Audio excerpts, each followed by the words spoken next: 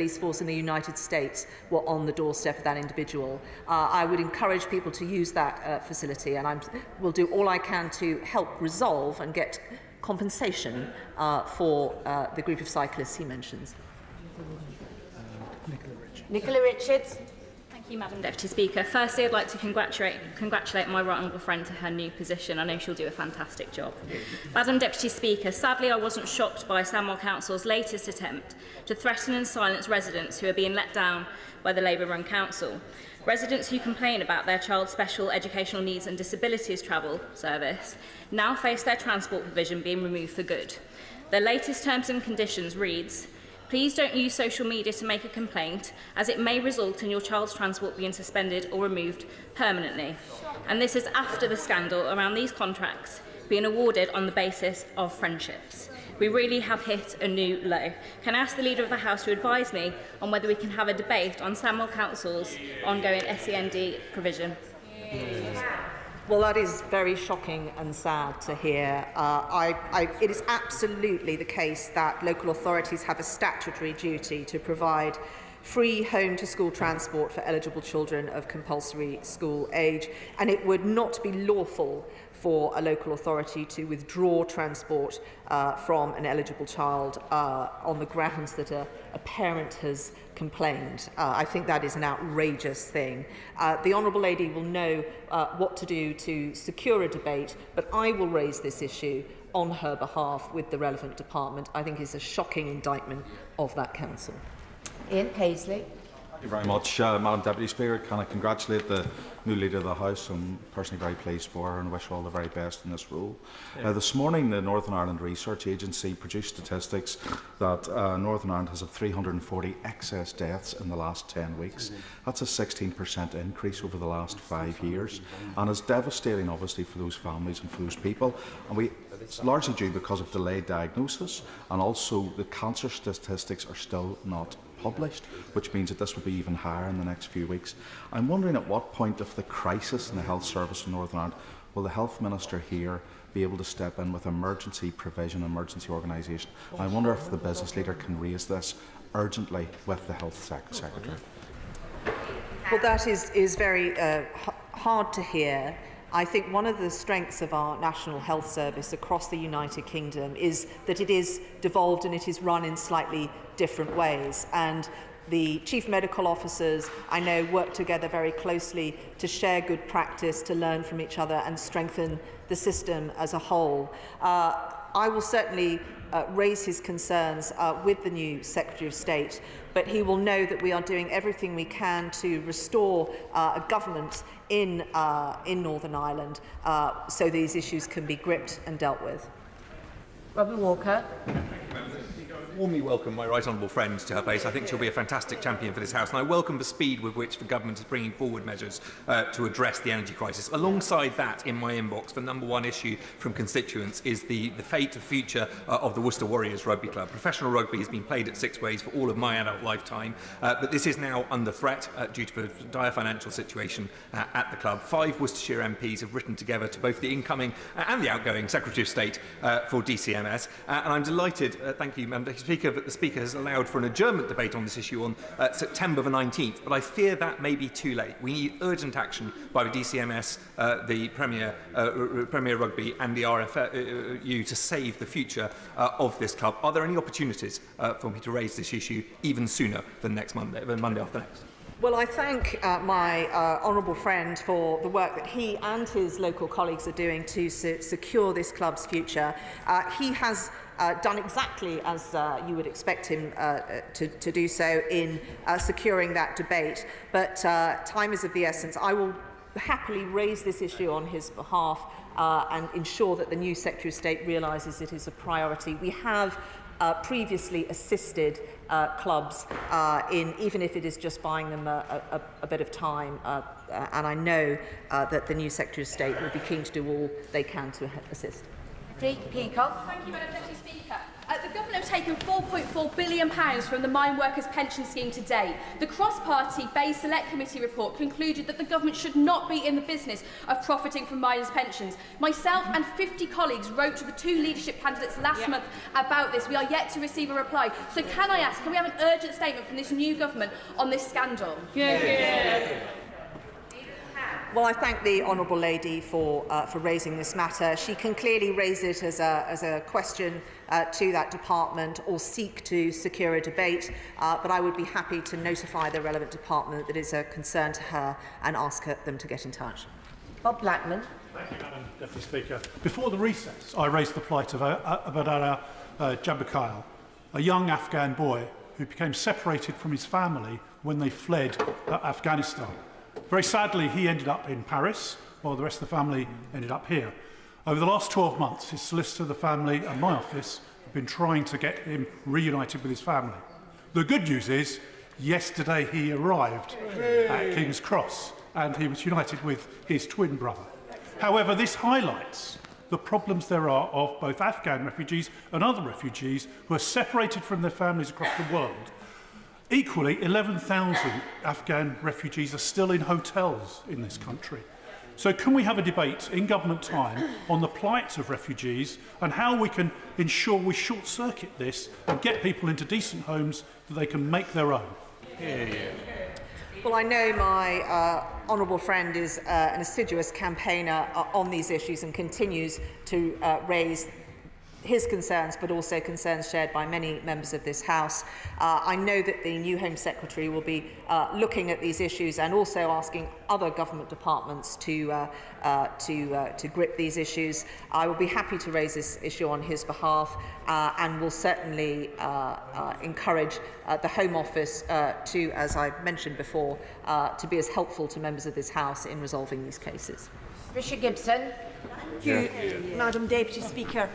Marie Curie's Dine in Poverty campaign is calling for urgent action from the UK to safeguard terminally ill people and their families against poverty at the end of their lives. Will the Leader of the House make a statement setting out her support for this campaign, and will she use her good offices to urge her Cabinet colleagues to do likewise and put an end to the shameful indictment of our society where people die in poverty? Well, I thank the honourable lady for raising this issue. She will know that there is something in today's business where members will be able to make some progress on this issue. But I know it's connected to a whole raft of things, and I'll be happy to point the new Secretary of State towards the honourable lady's concerns. Anthony Mangnall.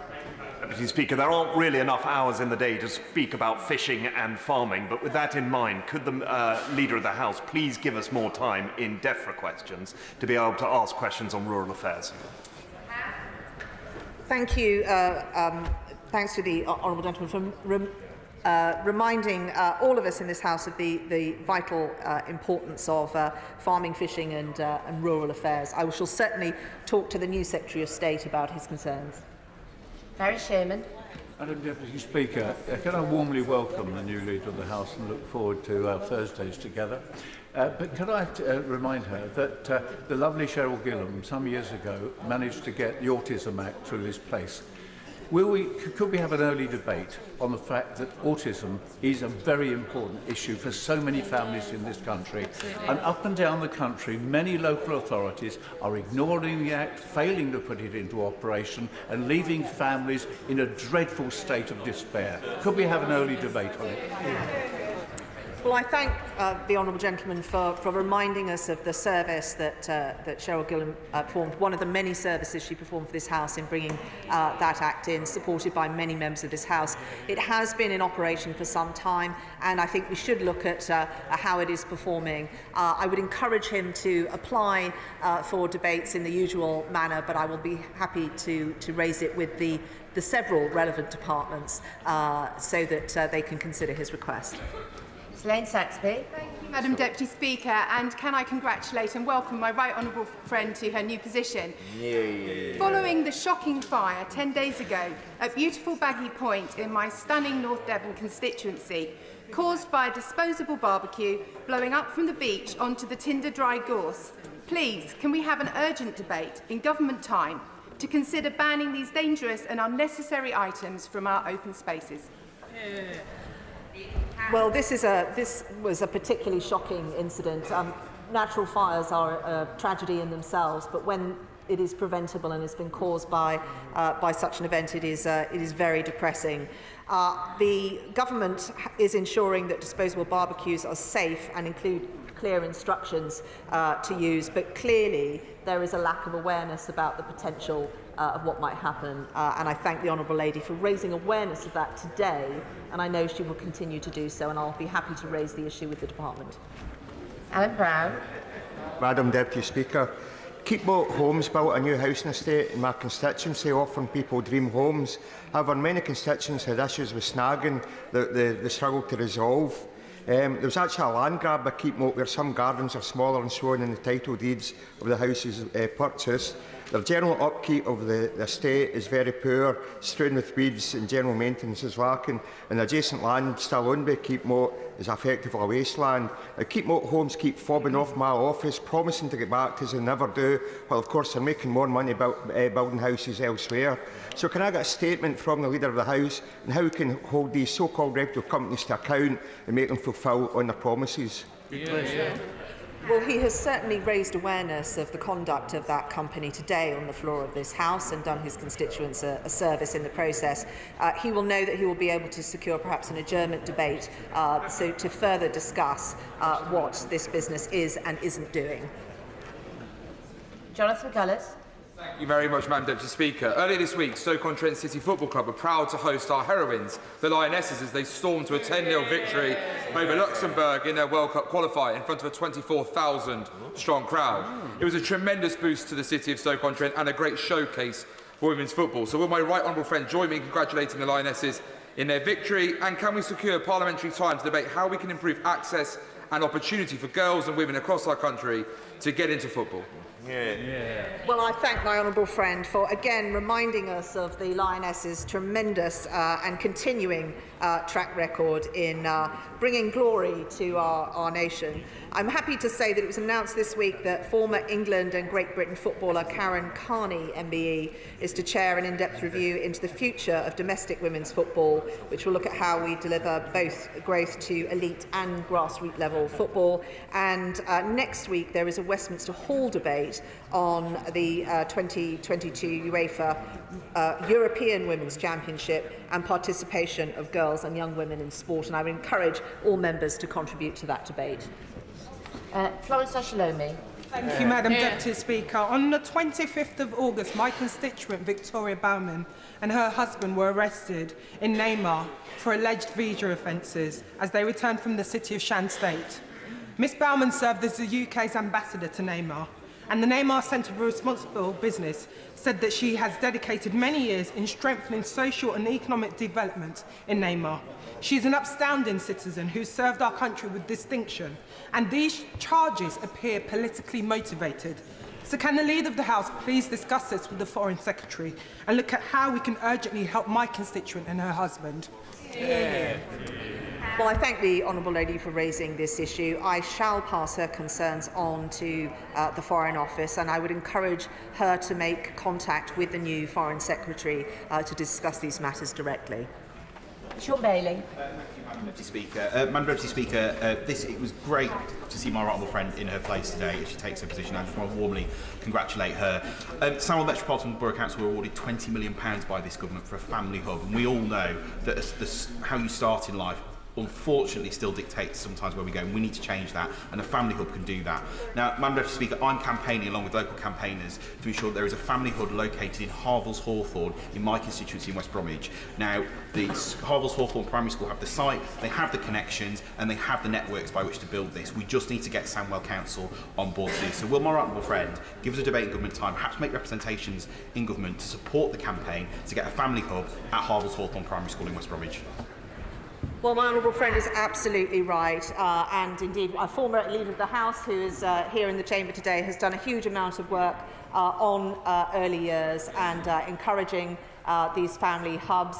He is right to campaign so hard for one in his constituency, and I'd be very happy to help him achieve that objective. What I would say is this particular council is featuring greatly in business questions today, and I think maybe honourable members should club together in their application for a debate, whether it is on denying people who have special education needs, transport, or indeed being a block on family hubs being set up in constituencies. Carol Monaghan. This week I received a rather predictable response from the Home Office. Thank you for your further inquiry on behalf of X about his application for Y. X's application is under consideration and we will contact him as soon as a decision is reached. It was predictable because it's the same response I get every time I contact the Home Office. Now, this week, the Home Office sent us a letter that says now they will be contacting our offices to update them by telephone, not by email. Now, call me a cynic, but we lose a paper trail when it's an email update. So can we have a government statement on what has been done about these unacceptable delays in Home Office correspondence and applications from our constituents? Order. If we are to get everybody in, we do need quite short questions. Leader of the House.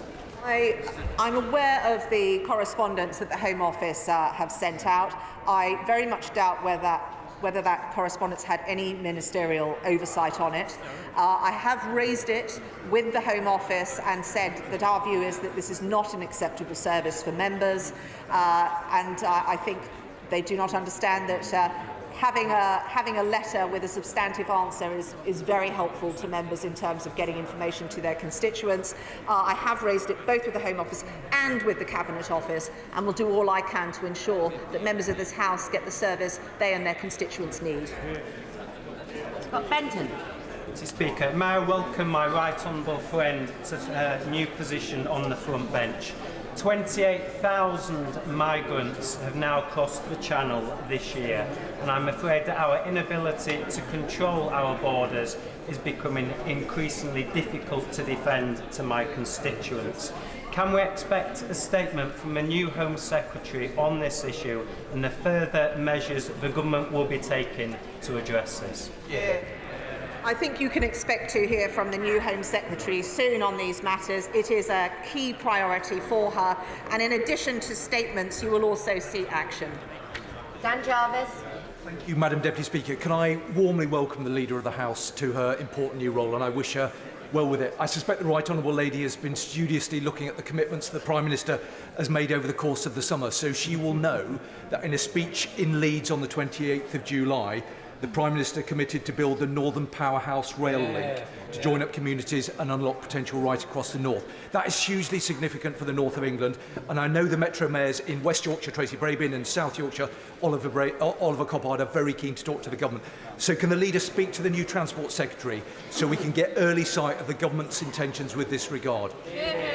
Leader of the House. Like him, very pleased to hear that commitment from our new Prime Minister. The timing, but also the sequencing of these various schemes will be of huge interest to many members of this House, and I think it is a prime topic for a debate, and I would encourage him to apply for one.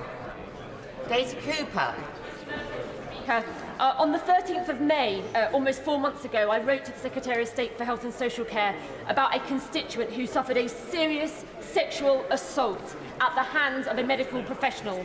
My research has shown that there is no support available for these kinds of people, no progress on implementing the recommendations of 3 inquiries, and no systematic collection of data. I chased up with the Secretary of State on the 21st of July, the 10th of August, and yesterday on the 7th of September. Could the Leader of the House please confirm she will now write to the new Secretary of State and ensure that my constituent, having been incredibly courageous, will get a response to my letter of almost 4 months ago? Well, I'm very sorry to hear about the case of the Honourable Lady's constituent. I shall certainly raise this matter and draw it to the attention of the new Secretary of State. Ruth Jones. Thank you, Madam Deputy Speaker, and I wish the Leader well in her new role, obviously an apprenticeship to the top job. On the steps of Downing Street this week, the new Prime Minister failed to mention Wales once, and that's not gone unnoticed in Wales and in my constituency of Newport West. So, can we have a debate in government time on the lessons the party opposite can learn from the long-term and successful Welsh Labour government, because there are plenty of them? Well, I thank the honourable lady for her question. I would slightly take issue with the success rate of the Welsh Government on a number of fronts, but in the spirit of cooperation, I shall encourage her to apply for an debate so that we can have that discussion on the floor of the House. Chris Law. Thank you, Madam Deputy Speaker. I've requested meetings with the Home Office to discuss the exceptional case of a young woman from Afghanistan who's been offered a place to study nursing at University of Dundee. This is an absolutely urgent case and it's vital this is resolved prior to the start of a course this month. I also understand it's on the ministerial desk awaiting approval. So can the Leader of the House advise members on what they can do to raise urgent cases with ministers, and will she help facilitate a meeting for me with colleagues in the Home Office? I shall be happy to facilitate meetings if the honourable gentleman is having difficulty securing them. And as I have said today and yesterday, I'm sure the Home Office will want to give clarity to precisely the support it will give members to resolve such issues. Rachel Hopkins. Thank you, Mr. Speaker. And if I may, given the new Leader of the House's experience of the fantastic Inspire Sports Centre in Luton South, will she join me in congratulating Amy Rollinson from Luton Diving Club on her bronze medal in the Commonwealth Games?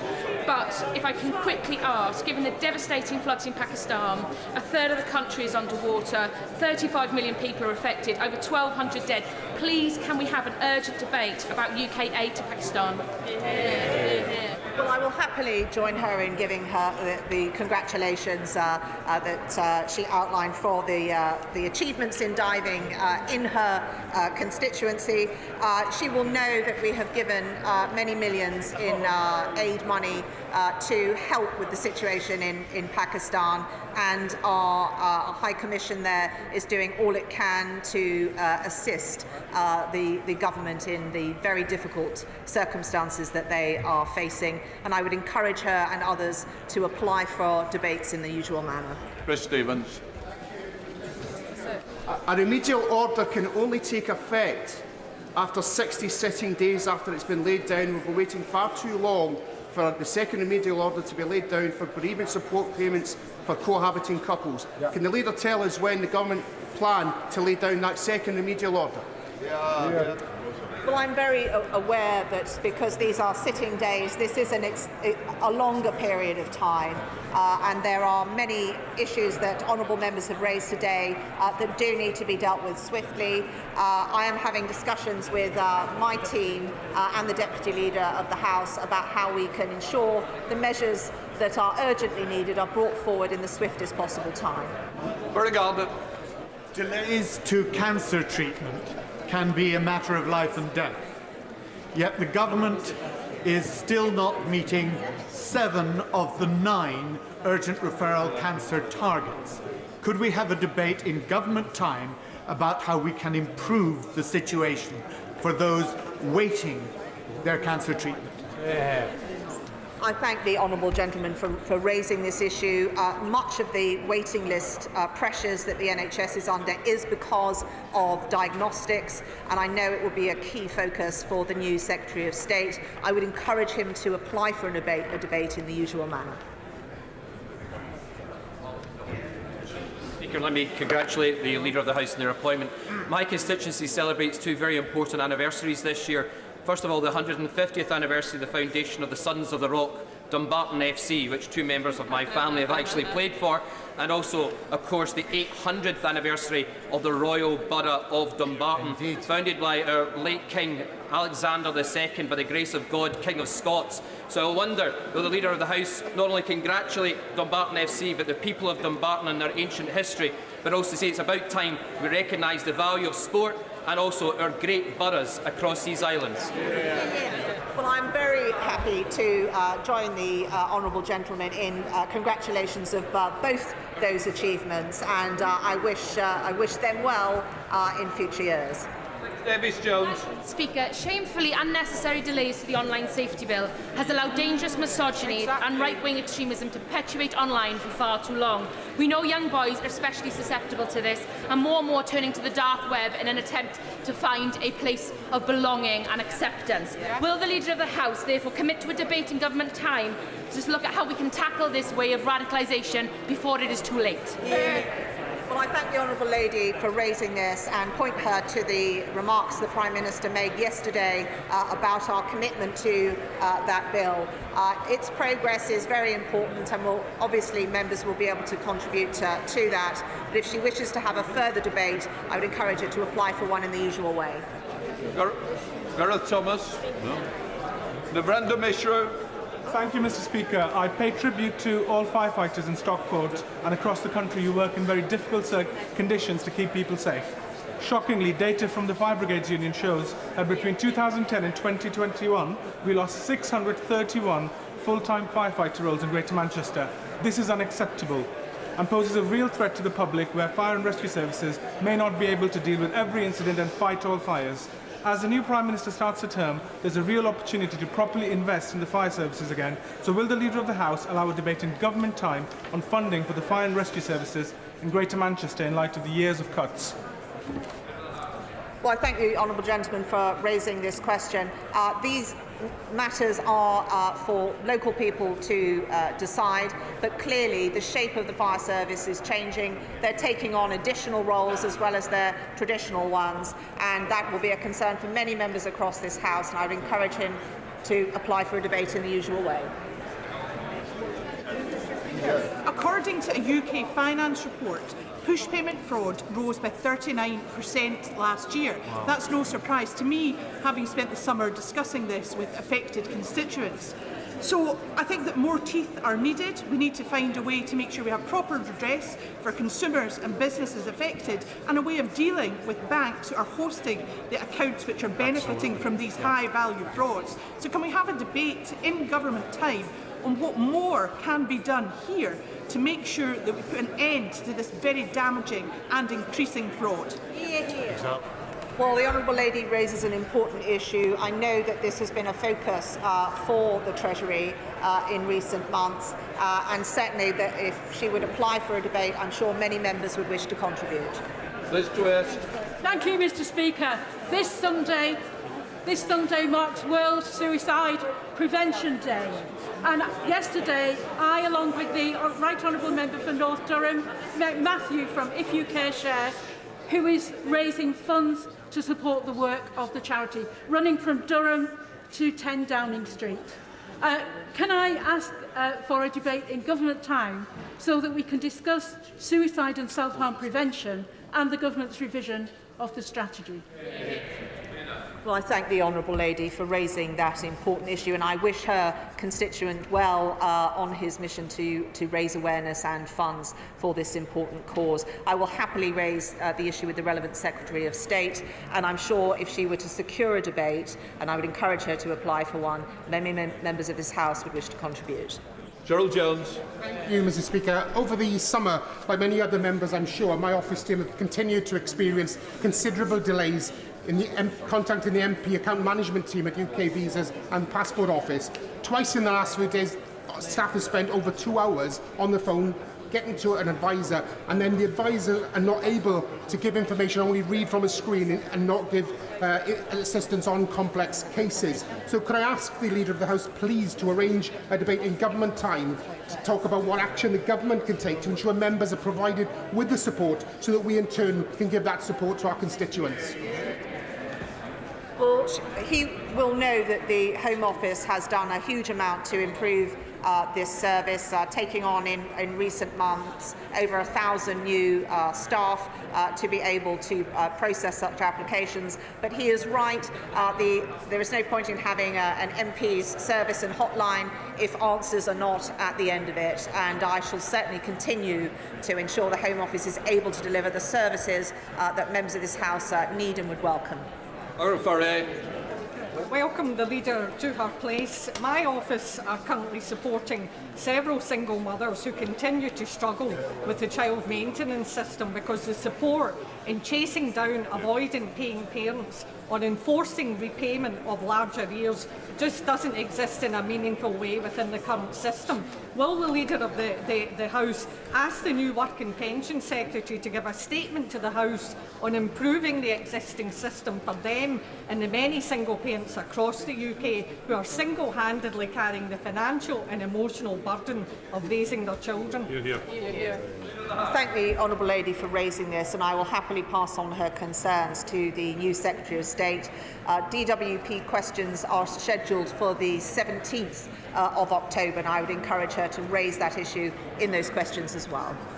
Jim Shannon, final question. Mr. Speaker, I declare an interest as Chair of the APPG of Pakistan Religious Minorities and also as Chair of the APPG for Freedom of Religious Belief. With that in mind, I note with concern the horrific floods and devastation and loss of life in Pakistan over the recent weeks, and I'm glad to hear of various initiatives from this government to deliver aid to help alleviate the impact of the damage on people's lives. Will the Leader of the House be able to allow a statement on the importance of this aid reaching all in need in Pakistan, particularly those who belong to other religious groups such as Christians and Ahmadis who face systematic challenges in receiving the aid that they very much need? Well, he will know historically that the largest share of our aid budget has gone to Pakistan, and as a consequence we have a deep and well-informed relationship on how that aid money is utilised, and I know that our High Commission there will be ensuring that it is distributed both to give the maximum positive impact for everyone, but also to make sure that there is no discrimination in how it is distributed. We now come to Business of the House motion. Minister to move. I beg to move. Question is the Business House motion as on the order paper. As many of that opinion say aye. Aye. The contrary no. The ayes have it. The ayes have it. Before we start the debate, I want to put on record that I am very disappointed that the written ministerial statement, which is relevant to it, has not yet or just been made available in the last 5 minutes. Such statements should be made available whenever possible at 9:30 a.m. when they are relevant to the debate like today. It is doubly important that they are available in good time. I'm sorry this has happened, and I consider it discourteous to the House. I hope this is not the new government in the way that it intends to treat the House. I'm going to take it down as bad management or incompetence rather than deliberate. Very generous. Right, we now come to the general debate on UK energy costs. Before I call the Prime Minister to open the debate, I would like to point... Just a minute. I don't think that's the day today after the way this House has been treated. I'm defending you as the backbenchers. I expect a little bit more decorum at this stage. Before I call the Prime Minister to open the debate, I would like to point out the British Sign Language interpretation of the opening speech in the debate is available to watch on Parliament Live TV. I now call the Prime Minister. Prime Minister. Mr. Speaker, I beg to move the motion. Earlier this week... Prime Minister, just 1 second. We've started the debate. I don't want any more from that particular bench. If we do, I go and get that cup of tea early. Prime Minister. Mr. Speaker, I beg to move the motion. Earlier this week, I promised I would deal with the soaring energy prices faced by families and businesses across the UK. And today I am delivering on that promise. This government is moving immediately to introduce a new energy price guarantee that will give people certainty on energy bills. It will curb inflation and boost growth. This guarantee, which includes a temporary suspension of green levies, means that from the 1st of October, a typical household will pay no more than £2,500 per year for each of the next 2 years while we get the energy market back on track. This will save a typical household £1,000 a year. It comes in addition to the £400 energy bill support scheme. This guarantee supersedes the off-gen price cap and has been agreed with energy retailers. We will deliver this.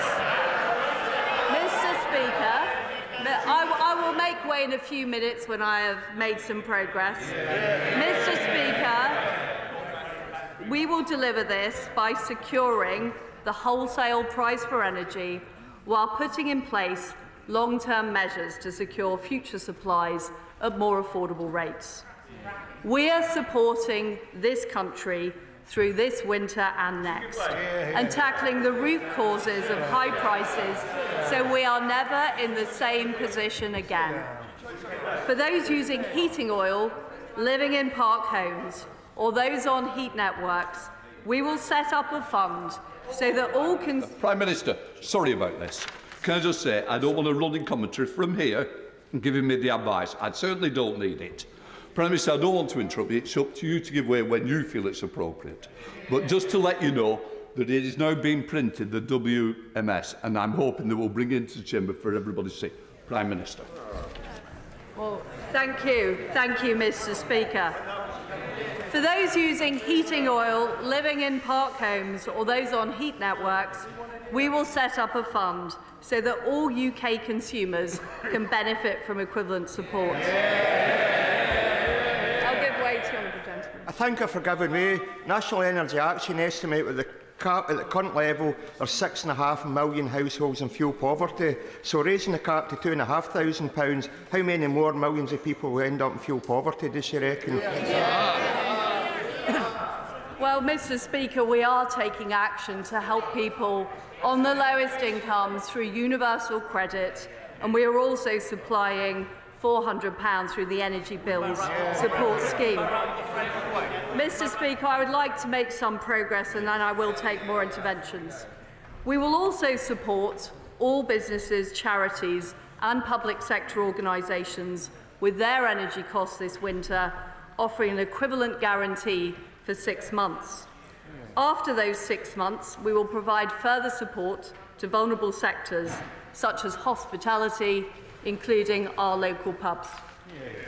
My right honourable friend, the Business Secretary, will work with business to review where this should be targeted to make sure those most in need get support. This review will be concluded within 3 months, giving businesses certainty.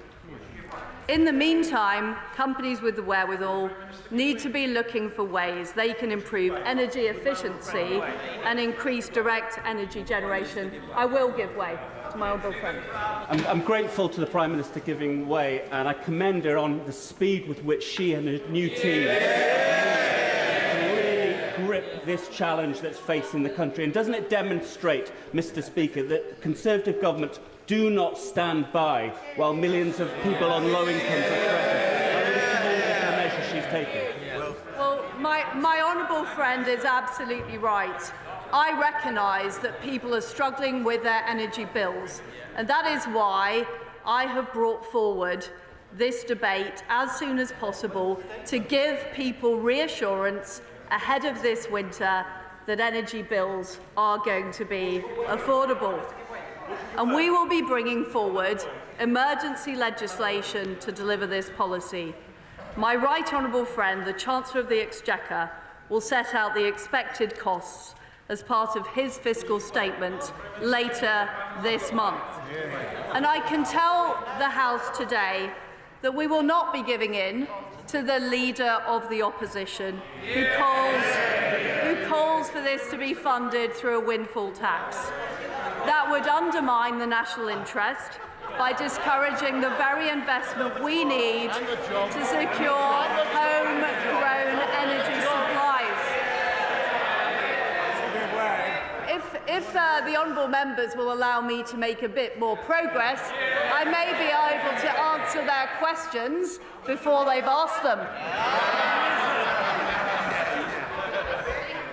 But, Mr. Speaker, the party opposite need to understand... Prime Minister. Sorry, Prime Minister. A point of order, Kevin Brennan. Copies have been made available to some members of the written ministerial statement, but there aren't enough for everybody. Is it possible If I might finish this point of order, is it possible that sufficiently so that we can all see it?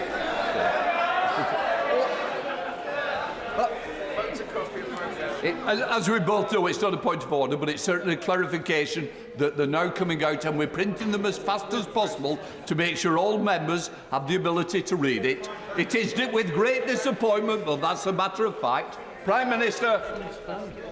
Prime Minister. Instead of that approach, we are taking an approach which is pro-growth, pro-business and pro the investment we need for our country's energy security. I will give way. Very grateful to the Prime Minister. Does she agree that we are too short of energy but have plenty of taxes? And does she agree that if we had an oversupply of taxes, as the party opposite wants, we'd have less supply of the things we were taxing? Well, my right honourable friend makes an extremely good point. The reality is we can't tax our way to growth.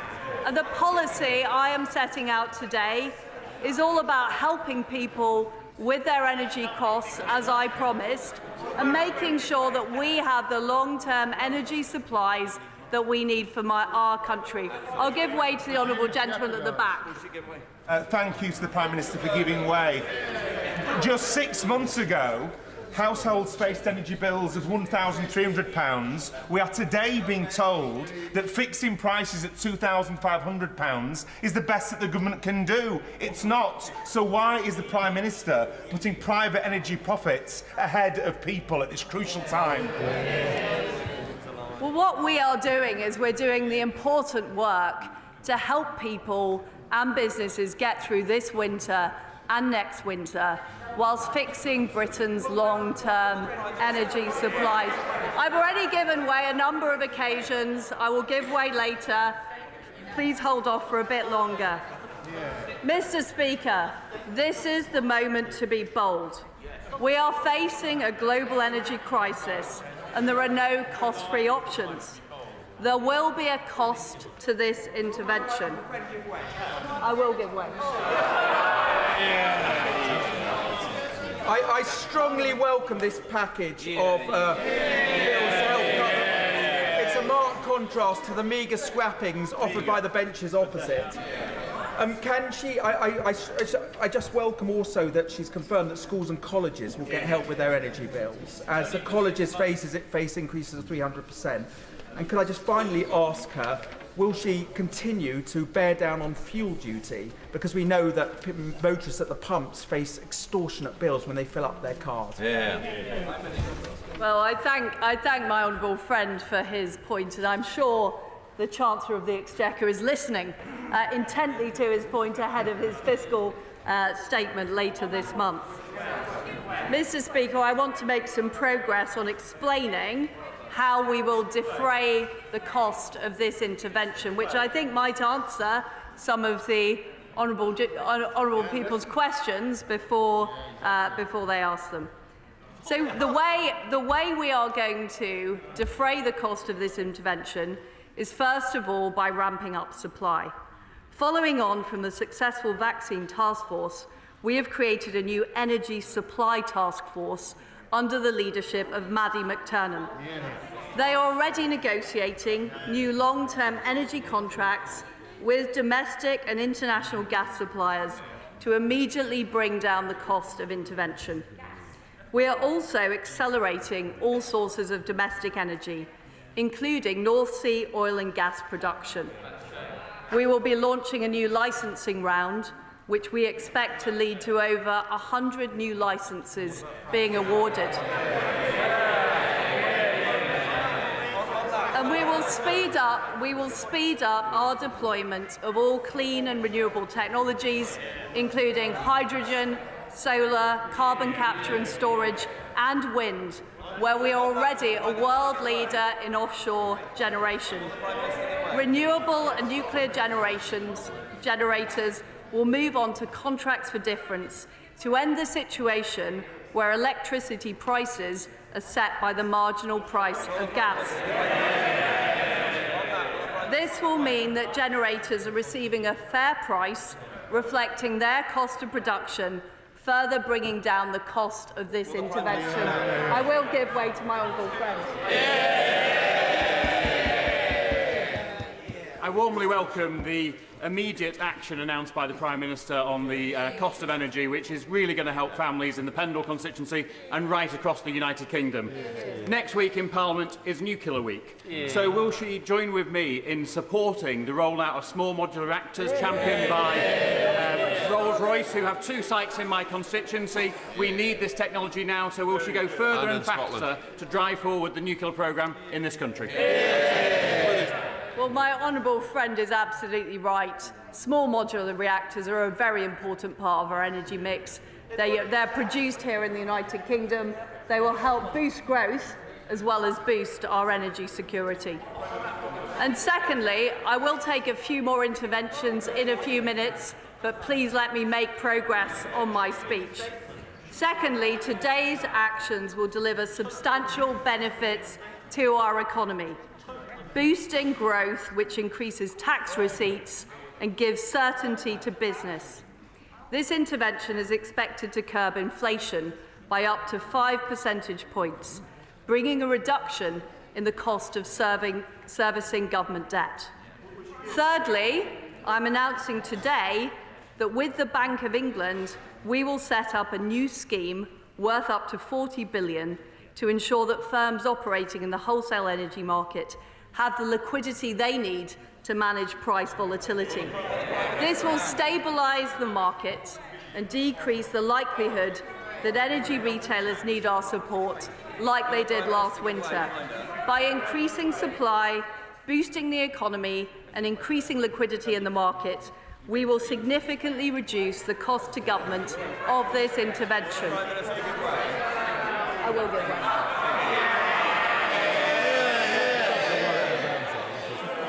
Very kind of the Prime Minister to give way to so many sensible members. Today is clearly a big intervention, and the government is, as she promised, wrapping its arms around my constituents, as we did during the pandemic, and looking to the future. Can she confirm that the plans are primarily about domestic supply rather than imported reliance, and therefore in line with the commitments, the important commitments that we made at COP26 in Glasgow and the path to net zero that we made in our manifesto 3 years ago? Well, I am completely committed to net zero by 2050, and I'll be saying more about how we will be achieving that later on in this speech. Mr. Speaker, as well as dealing with the immediate situation we face, we are also dealing with the root causes. I'll give way to the honourable gentleman. Very grateful for Prime Minister Wayne. Can I welcome her to her place and hope she will work with opposition parties in the national interest? But can she confirm that her announcement today will still see the energy bills of struggling families rising by another £500 next month, and that this winter they will be paying energy bills twice the bills that they paid last winter? Well, we're also, at the same time as introducing the energy price guarantee, also providing families with £400 and providing extra support to the vulnerable. So vulnerable families will be receiving that extra support. But, Mr. Speaker, I want to move on to why we are in the situation we are in now. And the fact is that energy policy over the past decades has not focused enough on securing supply. There is no better. I don't know why, Mr. Speaker, I don't know why the honourable gentleman is laughing. He is partly responsible for this.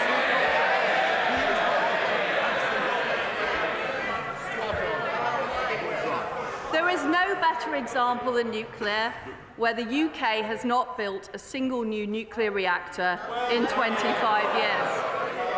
And it's not just about supply. The regulatory structures have failed, exposing the problems of having a price cap applied to retail but not to the wholesale market.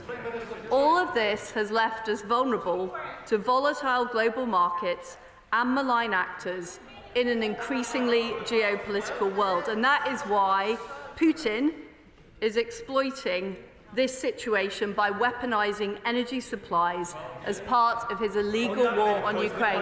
I'll give way to the honourable gentleman.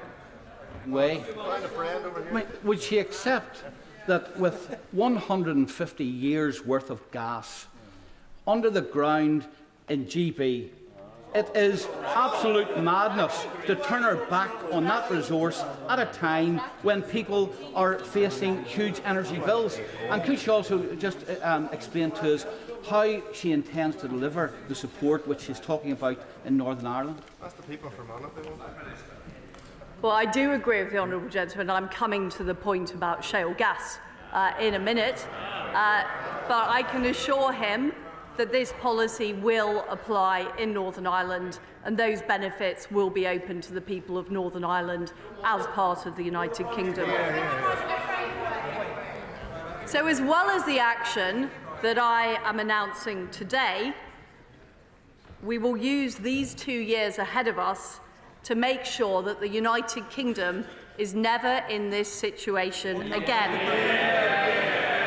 So I will be launching 2 reviews. Firstly, a review of energy regulation to fix the underlying problems. We want a new approach which will address supply and affordability for the long term. Secondly, we will conduct a review to ensure we deliver net zero by 2050 in a way that is pro-business and pro-growth. And this review will be led by my right honourable friend, the member for Kingswood. I will give way to him. Can I firstly, on behalf of the people of South Leicestershire, welcome my right honourable friend to her role. She mentions Putin. Whilst the measures that she's announcing today are incredibly welcome for my constituents and all our constituents to protect, and particularly the poorest and most vulnerable in society, will she give an assurance today that her government will continue to stand firm against the appalling and brutal actions of Putin and his thuggish regime? And will she tell the British people honestly that we are in for a difficult winter, notwithstanding the challenges that face us? Well, my honourable friend is right. The reason we are in this difficult situation is because of Putin's appalling war in Ukraine. But we do need to make sure that our energy supplies are more resilient and more secure, so we are never in this situation again, and we cannot be subject to global energy prices and the actions of dictators. We are delivering a stable environment that gives investors the confidence to back gas as part of our transition to net zero. It is vital that we take steps to increase our domestic energy supply. I'll make a bit more progress and then I will give way. We will end the moratorium on extracting our huge reserves of shale, which could get gas flowing as soon as 6 months, where there is local support for it. We will launch Great British Nuclear later this month, putting us on a path to deliver up to a quarter of our electricity generation with nuclear by 2050. I'll give way to the Honourable Lady. To the Prime Minister. Last September, I asked the then Business Secretary why the government signed off on the closure of the Rough gas storage facility. He dismissed it as not relevant and he accused me of stoking panic and alarm. Given the government are now reportedly reopening that facility, it doesn't suggest the new Chancellor is a man of foresight and strategy, does it, Prime Minister? We are in a very, very difficult situation, and I am committed, as Prime Minister, to doing everything it takes to resolve this situation, to help people with their energy bills, and to make sure we have security of supply for the long term. I've already taken a lot of interventions. I need to make progress on this speech. As a result of these steps on shale and on nuclear, and the acceleration of renewables, I am today setting a new ambition for our country. Far from being dependent on the global energy market and the actions of malign actors, we will make sure that the UK is a net energy exporter by 2040. And my right honourable friend, the Business Secretary, will set out a plan in the next 2 months to make sure we achieve this. Mr. Speaker, I know that businesses and families are very concerned about how they will get through this winter. That is why I felt it was important to act urgently to provide immediate help and support, as well as setting out our plan about how we are going to secure the UK's future energy supplies. This is part of my vision for rebuilding our economy. Secure energy supply is vital to growth and prosperity, yet it has been ignored for too long. I will end the UK's short-termist approach to energy security and supply once and for all. That is what I promised on the steps of Downing Street. Today, we are acting decisively on that pledge.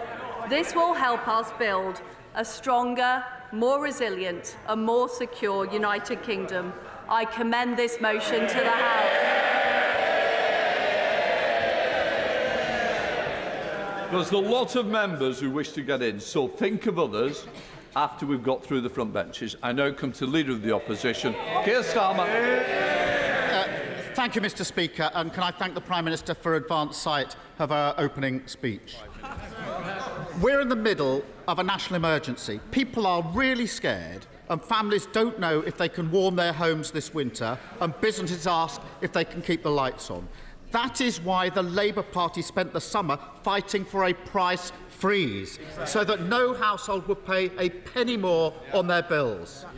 When we called for it, many people said we were wrong. They pretended that this crisis was something that just affected the poorest, as if working families on average wages could easily shoulder astronomical bills. They dismissed our call for support as handouts. But those objections could never last. The Prime Minister had no choice. No government can stand by while millions of families fall into poverty, whilst businesses shut their doors and the economy falls to ruin. So I am pleased there is action today, and that the principle of a price limit has been accepted. But under our plan, not a penny more on bills. Under this plan, a price rise. But this support, I'll just make some progress and then I will. But this support does not come cheap. And the real question before the House today, the real question the government faces, the political question, is who is going to pay? The Treasury estimates that energy producers could make £170 billion in unexpected windfall profits over the next 2 years. I repeat that, £170 billion in unexpected windfall profits over the next 2 years. I will give way in just a moment. The head of BP has called this crisis a cash machine for his company. And households are on the other end of that cash machine, their bills funding these eye-watering profits. That's why we've been calling for a windfall tax since January. And it's why we want to see the windfall tax expanded now. But the Prime Minister is opposed to windfall taxes. She wants to leave these vast profits on the table with one clear and obvious consequence: the bill will be picked up by working people. She claims that a windfall tax will deter investment. That's ridiculous. These vast profits are not the reward of careful planning. They are the unexpected windfall from Putin's barbarity in Ukraine. There is no reason why taxing them would affect investment in the future. Don't just take my word for it. Asked which investment BP would cancel if there was a windfall tax, the chief executive said None. None. His words, not mine. So the Prime Minister's only argument against the windfall tax falls apart at first inspection, laying bare that she's simply driven by dogma, and it's working people that will pay for that dogma. I will give way. Does he accept that this government has already introduced a windfall tax, and energy companies today are paying 65% on their profits? What would he rather see that tax set at? We're having those 100%. What's 100? We're talking about what happens this winter and next. And if he doesn't understand, I'll tell him something. Every pound the Prime Minister's government refuses to raise in windfall taxes, which is leaving billions on the table, is an extra pound of borrowing. That's the simple, straightforward argument. Every pound she leaves on the table is an extra pound of borrowing, loading the burden of the cost of living crisis onto working people who will have to pay back for years to come. Will my right honourable friend? I will. I'm grateful to my right honourable friend. The Prime Minister has been careful to frame her guarantee in terms of her refusal to tax. But is she not going to have a problem explaining to the British people how a levy on their bills in the future to repay the borrowing is not actually a tax? Yes. I'm grateful for that intervention. This is the basic political divide. They want to protect the excess profits of the oil and gas and energy, the excess profits. We want to protect working people. Mr. Speaker, I will give way.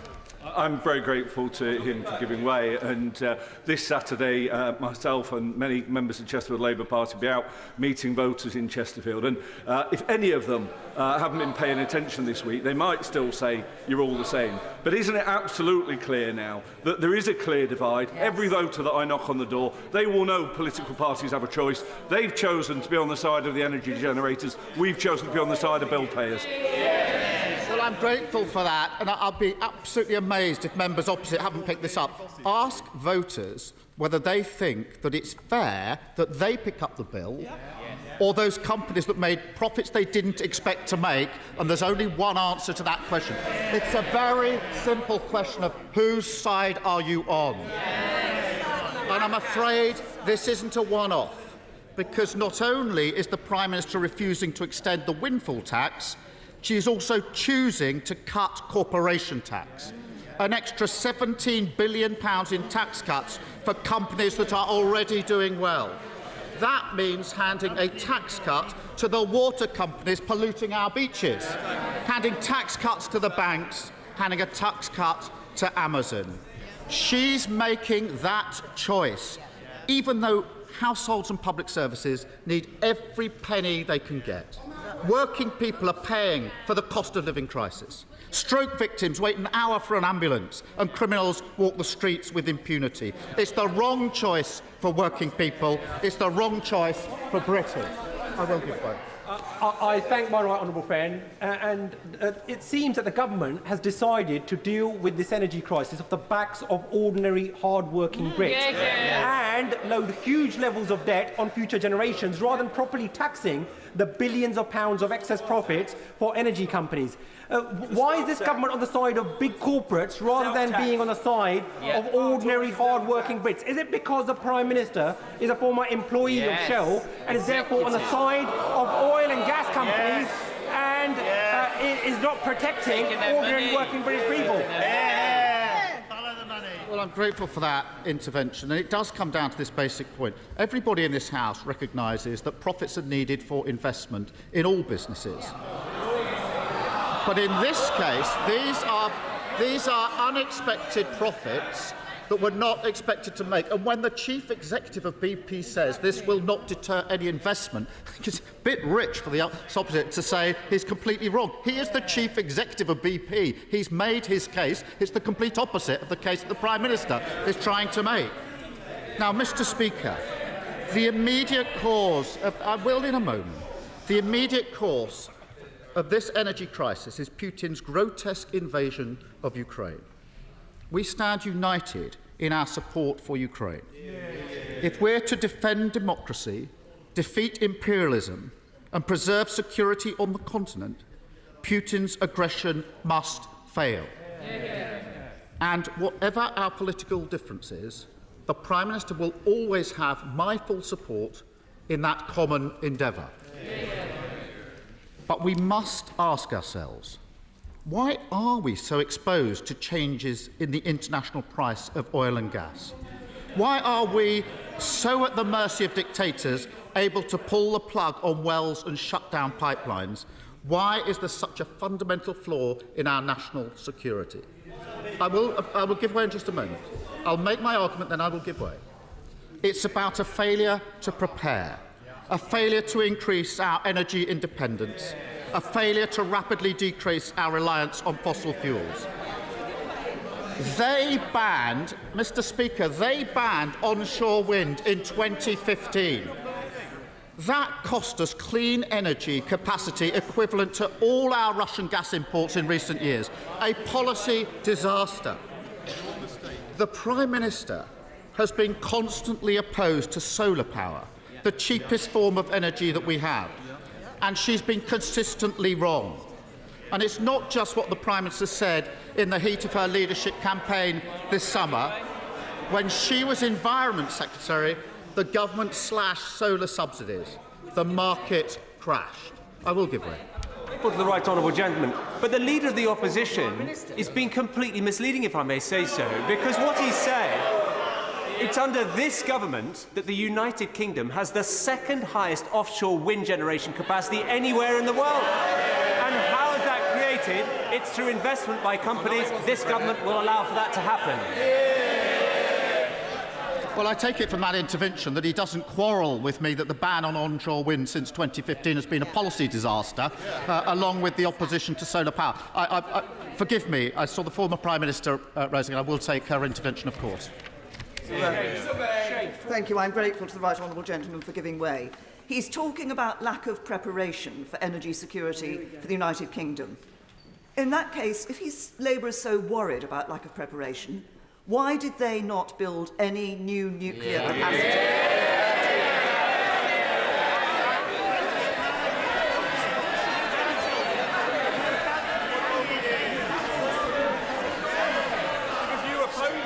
Mr. Speaker, I'm grateful for that intervention. Let me deal with it in full, because it's a very important point, because nuclear is vital to our future, and a new generation of power plants should have been built by now.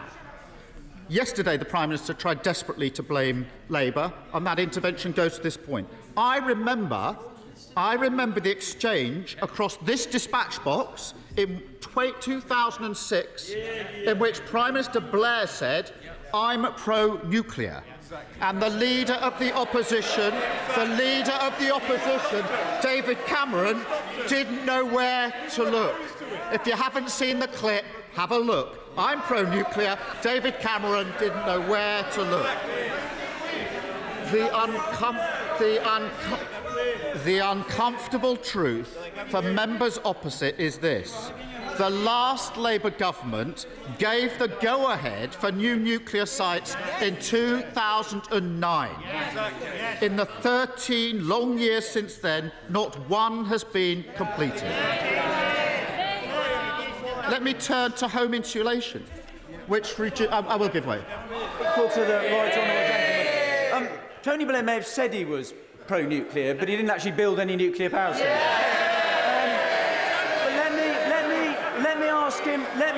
Let me ask him about the windfall tax. The £170 billion he talks about, from my understanding, most of that is not profits of UK companies. It's energy supplied to the United Kingdom, but it's not within our ability to tax it. And secondly, we already have a windfall tax. We're already taxing those profits at 65%. How high does he want a windfall tax to go?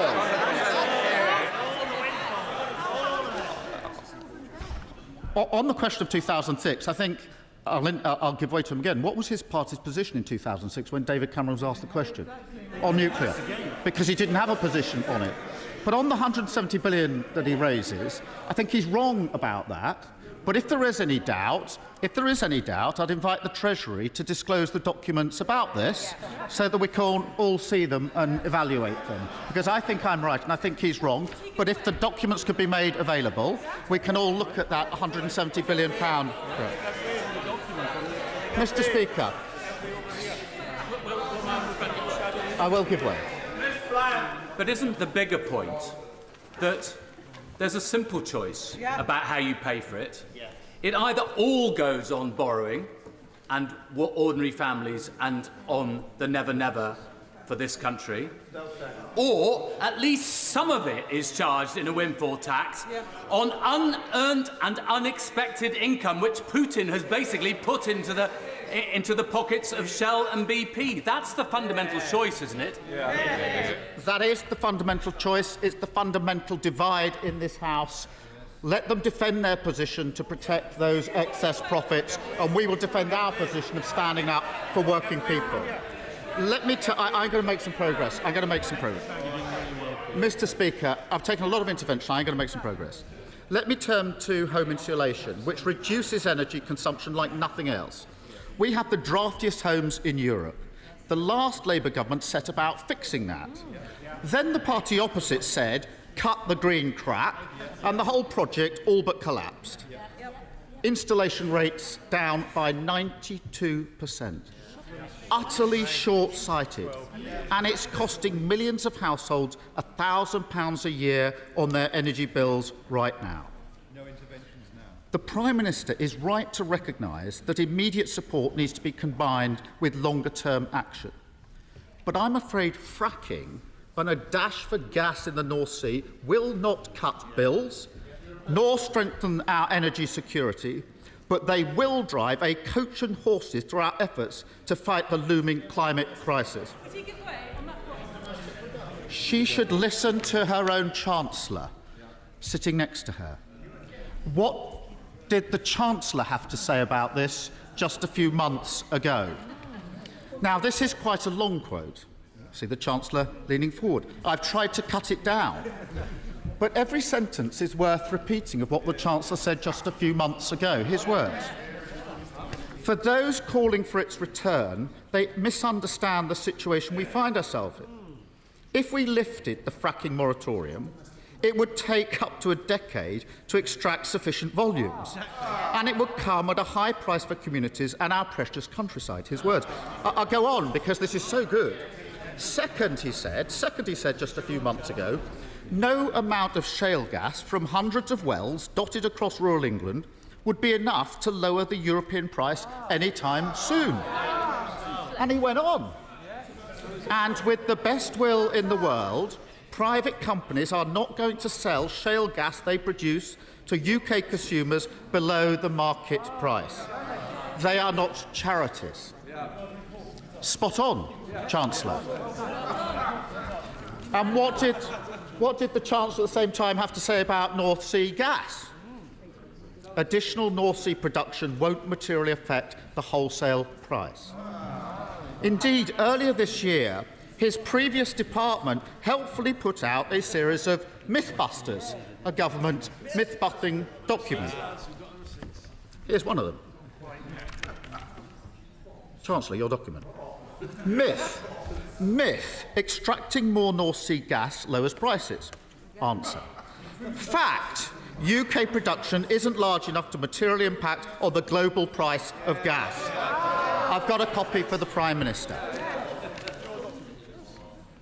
We do need to carefully manage our existing resources in the North Sea.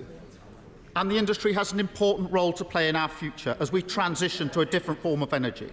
But doubling down on fossil fuels is a ludicrous answer to a fossil fuel crisis. And if all countries took the approach advocated by her new Energy Secretary of squeezing every single drop out of their fossil fuel reserves, global temperatures will rise by a catastrophic 3 degrees. That will be devastating for our planet and future generations.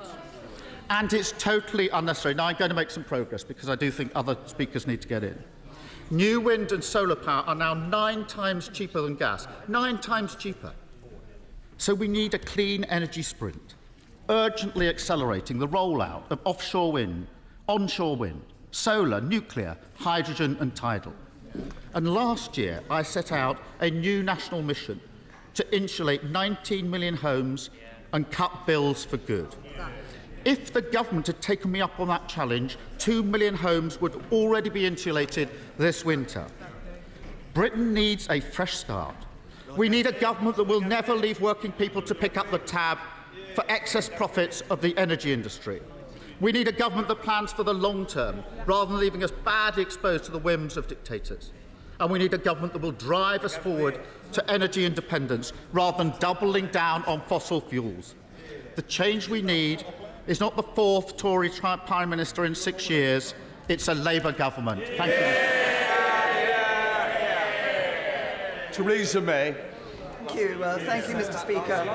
And I refer the House to my entry in the Members' Register. Can I first of all congratulate my right honourable friend on acting so swiftly to bring forward a package of support for people with their energy bills. There's no doubt, as every member of this House knows, that this is a matter of real concern for people in my constituency and every other constituency who've been concerned about how they're going to heat their homes, and indeed businesses worried about how they can continue to run their businesses. May I also welcome the fact that my right honourable friend has coupled action on energy bills with action on energy security. The vicious further invasion of Ukraine by Russia has indeed shown the necessity of us having our own energy security, although it makes sense anyway. We have made important progress in this over recent years. I refer, of course, to the investment in Hinkley Point C, and I again welcome the commitment that my right honourable friend and the government have made to continuing that commitment to support nuclear energy. And as I pointed out in my intervention, just wait a second. Well, that's more than 1 second, but anyway. As I pointed out in my intervention to the Right Honourable Leader of the Opposition, and was emphasised by the excellent intervention by my Right Honourable friend, the Member for Forest of Dean, in 13 years of government, whatever the then Leader of the Labour Party might have said, they did not build any new nuclear capability. I will give way to I thank her for giving way. On Hinkley Point C, it's going to be at least 4 years late, possibly 5 years late. It's nearly 50% over budget, and EDF have got an eye-watering 35-year contract for a strike rate at £92.50 per megawatt, compared to roughly £40 per megawatt for just 15 years in onshore and offshore wind. She should have scrapped Hinkley Point C when she had the chance, shouldn't she? Can I say to the honourable gentleman that it's high time that Scottish nationalists actually came up with some practical solutions to these issues, rather than rejecting everything that the government suggests. I give forward. I'm very grateful to the former Prime Minister. You know, we're all trying to find energy security. Can I say to her and say to the government front bench, what we should be doing is prioritising tidal. There's an excellent Royal Society report from last year that indicates we can get to 11.5 gigawatts. I'm asking the government to enhance the ring-fence pot from 20 to 50 million. You'll get the base load you need, and you won't need nuclear energy.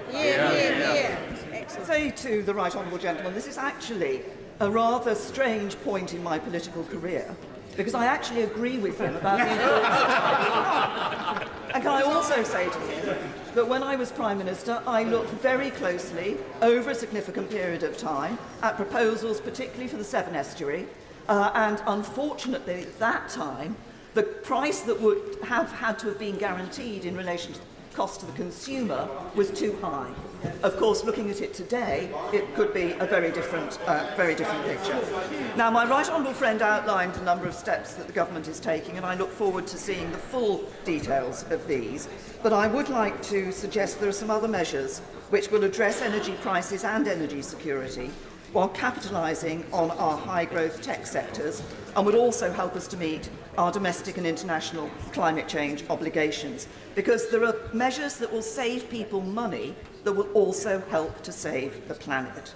The UK has already shown that you don't have to choose between low emissions and economic growth. You can have both. To achieve net zero, we will need to remove the country's dependence on fossil fuels. My right honourable friend announced a net zero review. Perhaps when he sums up this debate, the Secretary of State could indicate how that net zero review will fit in with the net zero strategy which the government published in advance of COP26 and which many are already working on. So while my right honourable friend has acted swiftly and correctly to help people over these difficult times, it does make sense to accelerate our transition to a low-carbon energy system. And that can be done by, in just a moment, that can be done by speeding up the rollout of low-cost, homegrown, renewable technologies. Former Prime Minister, she said the government's acted correctly, but the government's case is that energy prices are going up because of the war in Ukraine.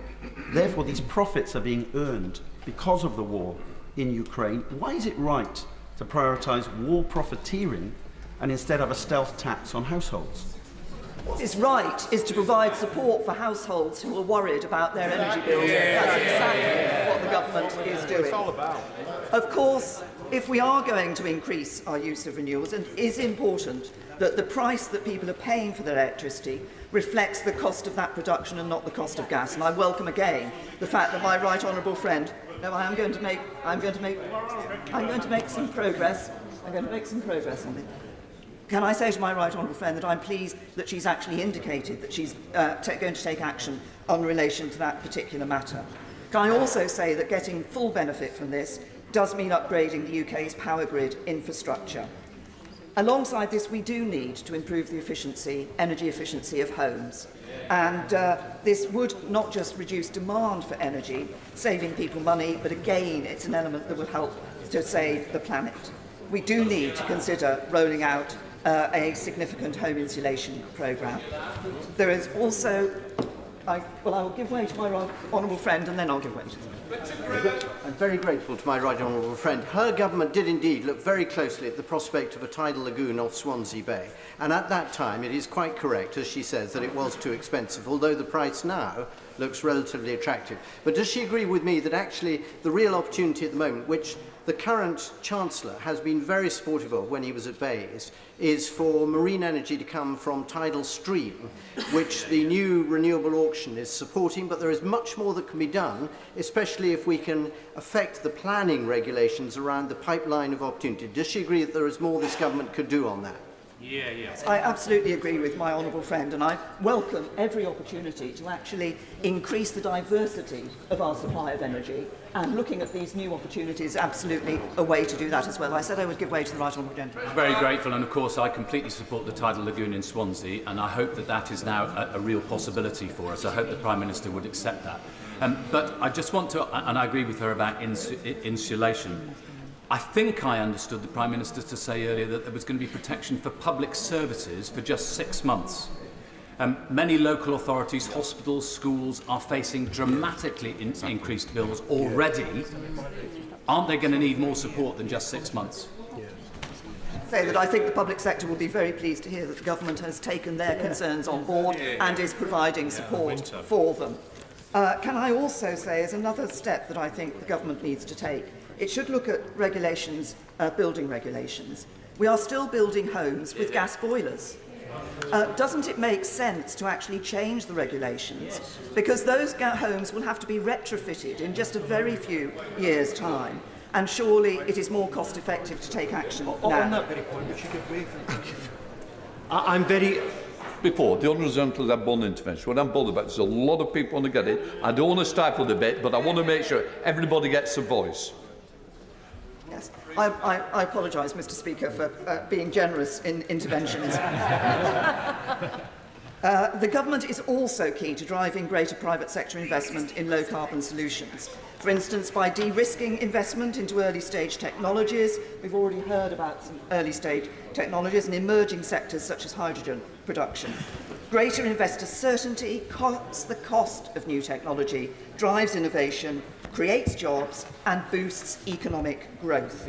And the government's unequivocal support for this agenda would be a positive signal not just for our green tech industry, but for the ambition of the UK economy more broadly. Now, no, I'm just about to finish, so People need help with their bills today. That is what the government is providing. But Britain led the world through the Industrial Revolution. If we grasp the opportunity now, we can lead the world in a cleaner, greener form of growth. Hear, hear. We now come to the Leader of the SNP, Ian Blackford. Thank you, Mr Speaker. Can I say it's a pleasure to follow the former Prime Minister, the Right Honourable Member for Maidenhead. And if I can just reflect back very briefly on the way that she behaved when she was Prime Minister, and I have to say the courtesy that she showed to opposition leaders, whether it was the then leader of the Labour Party or ourselves as a third party. And if I can gently say to the Prime Minister that some of the protocols of making sure that we had advance sight of statements is important, and indeed that we're aware of when the Prime Minister would be coming to the Chamber to speak. I don't know if she's listening to any of that, but it would be helpful if that could be passed on.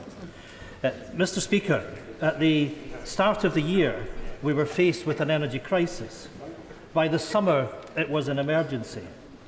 Right now, today, we're at the precipice of a humanitarian disaster. Because it's no longer a question of whether to heat or eat, when many households can no longer afford to do either. Would the honourable gentleman give This, let me make some progress on it, and I will. This cost crisis puts livelihoods and lives at risk. And all the while, as this disaster deepened, all summer, the Tories spent all their time desperately fighting amongst themselves, and the public were left desperately waiting for a real cost of living plan. We finally have a plan today, but I fear that when the public absorb the details, it will fall far short of what help they need. Now, we've heard today that the green levies are being scrapped, and that is something that is of deep concern to those of us on these benches, particularly given that the green levies fund the warm discount scheme and, of course, energy efficiency measures for low-income households. And I want to ask the government to make sure that that support will remain in place for those that need it. But, Mr Speaker, the sheer scale of those soaring energy bills meant that there was never any question that households and businesses couldn't be able to pay the cost of energy bills. They were and they are unaffordable. If these prices weren't frozen, the bills simply couldn't have been paid. So, freezing prices wasn't really a choice. It's the only political option. And when the current price cap stands at £2,000 with a 54% increase since spring, and many people are already unable to pay, setting the cap at £2,500 isn't an actual freeze. We know too that businesses, especially SMEs, are facing even sharper cost increases than households, and an avalanche of insolvencies and redundancies is forecast. Many businesses simply could not have afforded to stay open. I will get there. Mr Speaker, I thank the right honourable gentleman for giving way. Reed's Bakery in my constituency, which supplies biscuits to the four corners of the world, is in danger of going bust by Christmas. So can I appeal to the government, in a spirit of inclusivity, to please look at the letter I've been sent by Reed's Bakery and to see what could be tailored to help a vital business in a remote part of the UK? I agree with my honourable friend, my neighbouring MP, and indeed over the course of the last few weeks I've visited businesses in Ayrshire with my honourable friend, the member for Kilmarnock, and visited another bakery, Brownings, and in fact met with the industry body. And it's clear that bakers in particular are facing real struggles with the rise of energy and other costs, and it's critical that the government gives the details of what they're intending to support business. I'll take one more intervention, then I'll... Grateful to the right honourable gentleman. On the question of the cap, the Prime Minister indicated that one of our reviews is going to be on regulation. Does the right honourable gentleman think it's time to take a serious look at the operations of Ofgem, and for a regulator, how much support they're giving to consumers, whether it's domestic consumers or businesses? I think it's fair to say that the current regime is not fit for purpose, and it's why we're in the situation that we are today. So an urgent review of that is absolutely required. Mr Speaker, let me make some progress. Good businesses, profitable businesses, seeing a tsunami of cost increases with energy costs at the core of these, quite simply are facing a fight for survival. It is clear that today's plan does not go nearly far enough to mitigate the expected cost increase facing employers, and the UK government needs to grasp the scale of this emergency. I wish to say something about the announcement which has just been made about Her Majesty. I know I speak on behalf of the entire House when I say that we send our best wishes to Her Majesty the Queen, and that she and the royal family are in our thoughts and prayers at this moment. I'm going to take no more, if there is anything else, we will update the House accordingly. Thank you. Ian Blackford. Thank you, Mr Speaker, and I'm sure on behalf of all colleagues that we're saddened to hear the announcement that's been made, and the thoughts and prayers of all of us will be with Her Majesty the Queen and indeed with the royal family. Mr Speaker, in reality, the one big political question, the real question, was how today's plan would be paid for and who would pay for it. And ever since the new Prime Minister took office, we've been waiting for these answers. But after all the waiting, it couldn't be any clearer. She set it out very brazenly. The Prime Minister's plan means that the public pays. She has made the political choice to tax families instead of companies, to put profit over people. Instead of a windfall tax, she's chosen a new Tory tax, the trust tax. The trust tax that means that in the months and years ahead, households and businesses will be punished with higher bills, higher interest rates and higher mortgage costs. A trust tax means it cuts to the vital public services people rely on and which are used to support the most vulnerable. A trust tax means a threat to the Scottish budget, which the Scottish Government is using to protect our population and shield workers and public services as best they can. Will my honourable friend give way? I will give way. I will give way. I'm grateful to the honourable gentleman for giving way. He seems to be making an argument for a windfall tax on the oil and gas companies. And given that the Leader of the Opposition wasn't able to answer this question, they already pay 65% on their profits.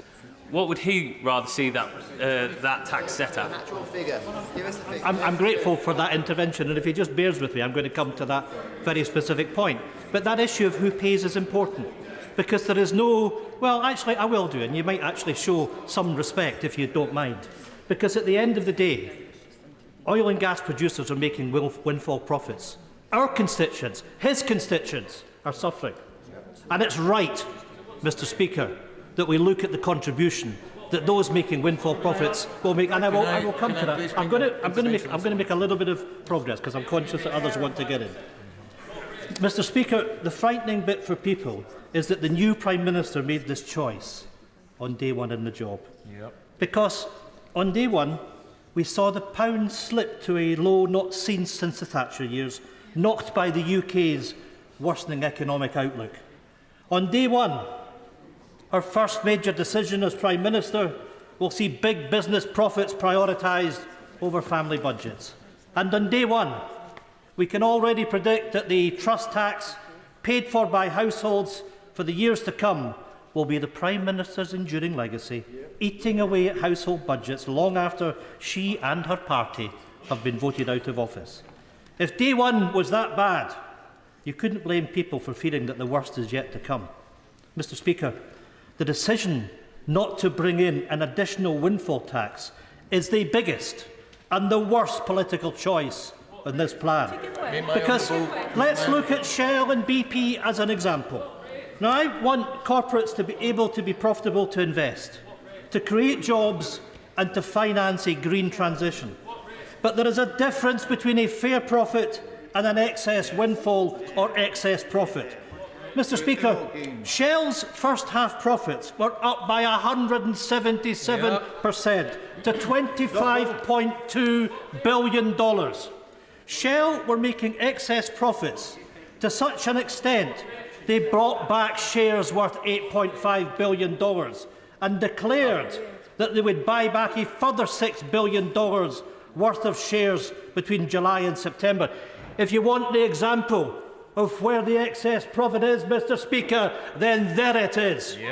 In total, this means that $14.5 billion of excess profits not being invested in green energy projects, money that's been generated from high energy prices, that our constituents and our businesses have to pay. That is the reality. Indeed. Then let's take a look at British Petroleum. Q2 profits up from $3.1 billion to 9.2, and a share buyback for this quarter of $3.5 billion. Yep. You know, Mr. Speaker, quite frankly, that will disgust our constituents, that money has been given back to shareholders at a time that people quite simply can't afford to put their heating on. Here. These are global corporates, but we can and should fairly tax their UK activities. So why on earth is the Prime Minister failing to bring in a fair windfall tax? Why are ordinary people right across these islands ultimately going to have to foot these bills? Why does her plan not address that real issue? Mr. Speaker, this energy plan is not only defined by the choice it makes to make the public pay instead of the excess profits of massive corporations. It is also defined by its glaring omissions, because there is no proper plan to help those that are already struggling. Support needs to be targeted to low-income households and those negatively impacted by spiralling costs, such as unpaid carers, larger households and disabled people. In Scotland, we are already prioritising this support to the most vulnerable. The Scottish Government is doing what it can, freezing rents, banning evictions, freezing train fares, expanding free school meals to primary 6 and primary 7. That's a government acting with compassion. I'd like to thank my honourable friend for making the most valid point, that the working people across these islands will be paying for generations to come for this borrowing, for excess greed, described by the UN Secretary-General as utterly grotesque and immoral, to be making excess profits on the back of fossil fuels. And what I've heard from this government today is more of the same. The question I want to ask is, has the government put any conditions, despite their ideology that profits must be made regardless, have they put any conditions on these excess profits on what they're going to do, the investment to a rapid transition, so it saves all our future generations from the climate catastrophe? Well, my honourable friend is absolutely right. And, you know, in the context of this, we're doing what we can with the devolved powers that we have. And let me say to the government that one of the things that we have done is introduce the game-changing Scottish Child Payment, which will be increased to £25 a week, lifting 50,000 children in poverty out of poverty in Scotland. But I need to make progress. But we're all too aware that this is nowhere near enough to mitigate the effects of this crisis, because most of the key economic levers lie here at Westminster. So, if the new Prime Minister is serious about helping everyone through this winter, she should at the very least lift universal credit by £25 a week. Whilst I welcome the remarks of the Prime Minister on those on off-grid, we must be given clarity over support for those across swathes of rural Scotland who are reliant on oil heating and who are not subject to the price cap.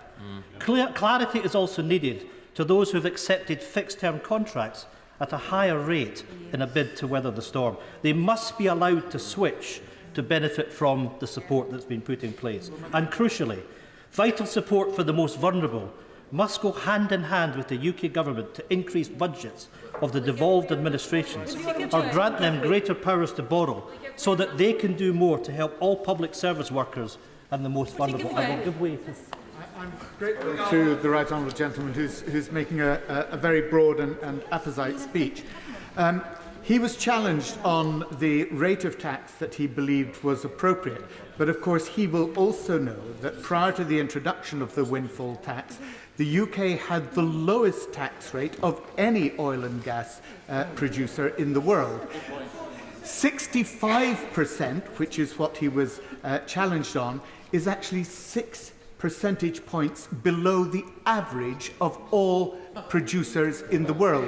So even if you were prepared to go to the global average, it would still mean that relief could be given to taxpayers in this country.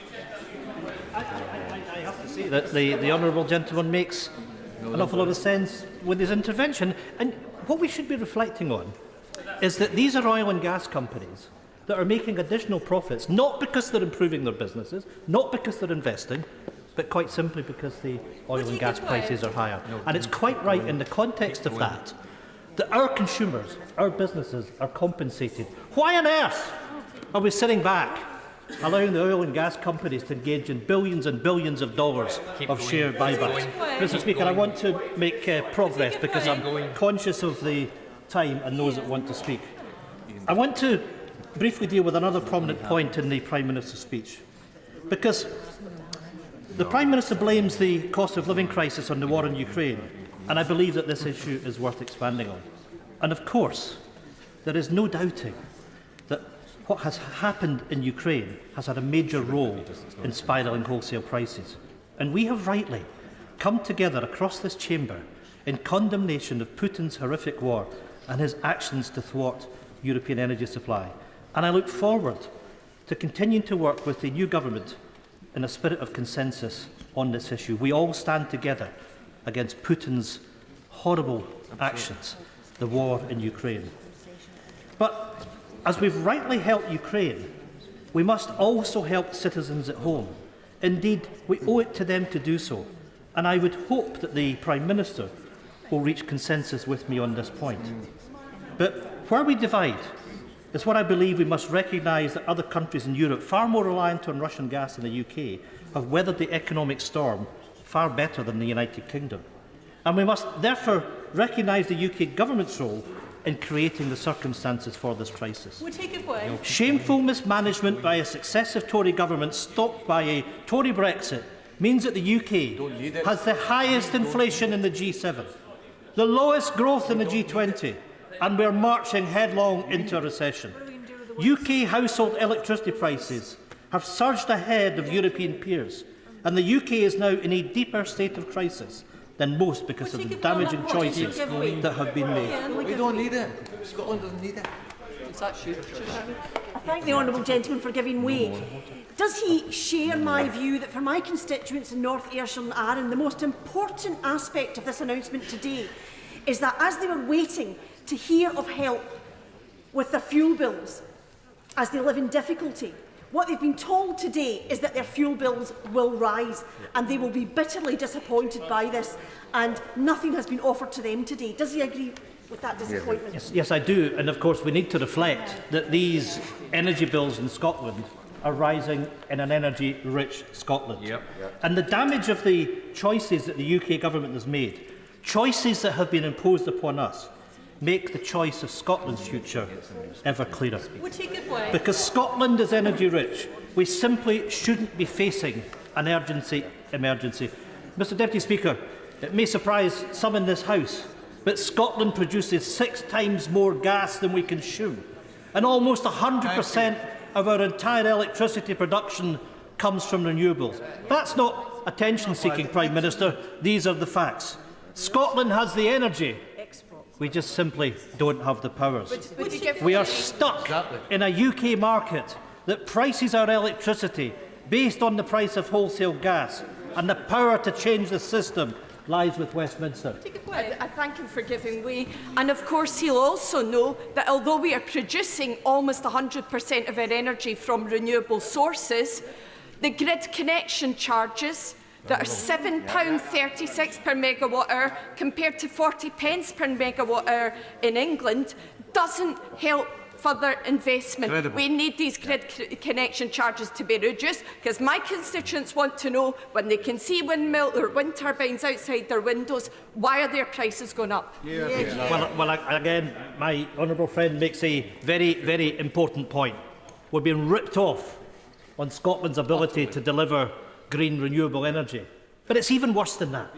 Because for those of us that live in the north of Scotland, because we have a regional distribution market, we pay a premium for the electricity that was sent south. We then have to pay the highest prices to get it back. That's the cost to people in Scotland of Westminster's control of our energy market. So what is needed, most crucial of all, and what is glaringly lacking in this energy plan, is fundamental overhaul of the energy market to break the link between cost of gas and the price of renewable and low-carbon electricity. The reality, Mr Deputy Speaker, is that an independent and an energy-rich Scotland with the normal powers to act in our own interests could have cushioned our economy from this cost of living crisis. Through independence, Scotland could use our energy well for the benefit of our people. So for households and businesses in Scotland, the cost of living crisis is literally the cost of living with Westminster. It is a cost we can no longer afford, and it is a price we are no longer willing to pay. It's why Scotland's people will choose independence. There's a lot of interest in this debate, so therefore we're introducing forthwith a 3-minute time limit. Robin Walker.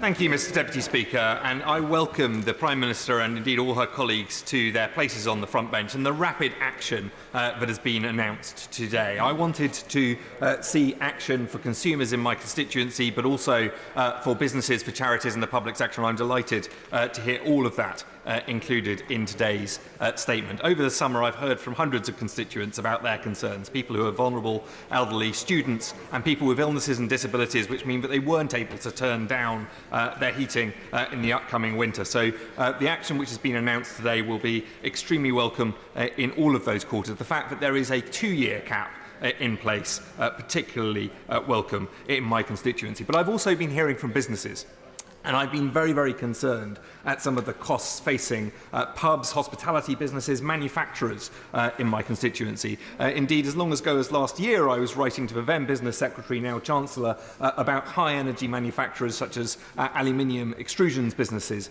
Superform and Aeromet in my constituency, and about some of our largest manufacturers, Worcester Bosch and Mazak, and the impact of energy costs on them. So I'm delighted that today's announcement also means help for businesses with energy, and of course that help for businesses with energy is also, in the long term, help for consumers. I look forward to hearing more about the urgent work going on to support the hospitality sector, which is so important in all of our constituencies. And even retailers have been affected by these issues. I was hearing from a wonderful independent retailer in Worcester, Toys and Games of Worcester, that their energy bills were going up by as much as 400% they expected later on this year. I hope that this intervention today will mean that that no longer happens and that business can continue to thrive. I'm delighted as a former schools minister to hear of the help for schools. I know some of the challenges that they face with energy pressures, and I think it's vital that we help them to address those. I do think the intervention on that front is vital and important,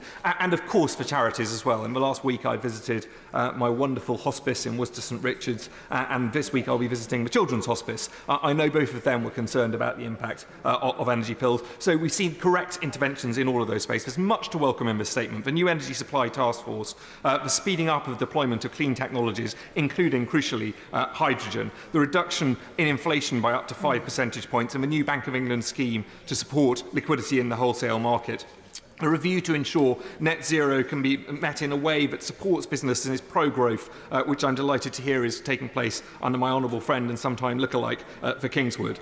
So I welcome this statement. I want to make sure that we go further, and particularly I would urge ministers to consider the opportunities of hydrogen in helping us to make sure we can continue to deliver gas central heating to our constituents' home in a clean, low-cost and energy-efficient way. Thank you, Mr Deputy Speaker. Although the solutions to this crisis may sound complicated in this debate, the choice is straightforward for the government. Who pays at the end of the day? And let's be clear what a windfall tax is. It's not taxing the profits of energy companies that they had planned for and that could be expected in all reason. This is a windfall that has come about, as the government has said itself, as a consequence of what is happening in the Ukraine, the aggression by Putin. And the question that I have and that my constituents will have is how can the government reasonably come to a conclusion that it is okay for those energy companies to make these huge profits on the back of that aggression by Putin? And this is not as if it's a windfall for the government. This is going to cost the taxpayer through the government, no matter what we do over the windfall tax. And the government is under pressure in other areas of expenditure. We only have to look at the newspapers today about yet again, the numbers of people waiting for operations in the NHS has gone up again to 6.8 million people waiting. We can see in the papers today about the teachers' assistants in schools, where they are being forced, because of the cost of living, to question whether they can stay committed to supporting children in the schools and move to higher paid jobs in places like supermarkets. Everything, where you look, the government is under pressure over public expenditure on our vital public services. Yet when it comes to this, they're prepared to just wave aside the potential to pay for these increases. Give way briefly. Thank you, Mr. Deputy Speaker. I'm grateful that he mentions the case of teaching assistants, because I actually had a teaching assistant contact me recently, and there are many, many low-paid workers and many others on moderate incomes who will be staggered by the government's decision today to put the interests of energy companies ahead of normal families. Absolutely. My honourable friend is absolutely right. And so the government is morally wrong to turn its back on this windfall tax when it clearly is under financial pressure in other areas of public expenditure. But I wanted to raise just one specific issue relating to my constituency in this brief contribution I can make to this debate. And I have a craft bakery that has survived for 100 years. It's about to celebrate its centenary. It's been run by 6 generations of the same family. It kept feeding people in my constituency. I wasn't the MP at the time, but during the Second World War. So even the Luftwaffe couldn't shut down this bakery. It employs 20 members of staff, and now it's trying to renegotiate in an industry that is really heavy in the use of energy. It is trying to renegotiate its energy contracts, and it is facing increases in those contracts of 300–400%, and it's negotiating them now. And in the statement that we've had published, and that's it, by the way, that's the sheer length of this statement in this important crisis. That's the amount of the government's statement today, with 200 words. They are facing negotiations now, but this statement says that there will be assistance equivalent to that given to individuals for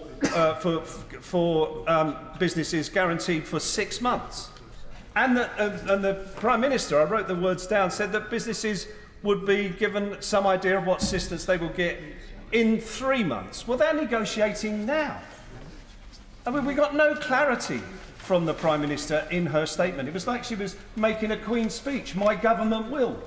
But she gave us no detail on actually what these government ministers will be doing. And one of the things I want to guarantee on is if we're going to get a financial statement from the government next week or towards the end of this session before we break again for conferences, will there be a proper debate in here on that financial statement as we're required to have? Or will the government avoid scrutiny yet again? Because that's been a repeated action by the government. Mel Stride. Deputy Speaker, and I rise to broadly welcome these measures. We know that we live in terribly difficult times. Yesterday, the Treasury Committee took evidence from the Governor of the Bank of England and other members of the MPC, and the point was made that the impact of these energy rises on households is about 4 times that which occurred in the 1970s. These are truly frightening times, and so I'm very pleased that my right honourable friend, the Prime Minister, has come forward with such a bold package of measures, both for consumers but also critically for businesses over the next 6 months with a review after 3. I was pleased to see the Bank of England facility, the liquidity facility for energy businesses totalling 40 billion, which I think would be very important in terms of the functioning of the marketplace, and also this critical commitment to review the way in which the pricing of our electricity is determined, whether it be in relation to gas or the actual underlying costs of alternative means of energy production.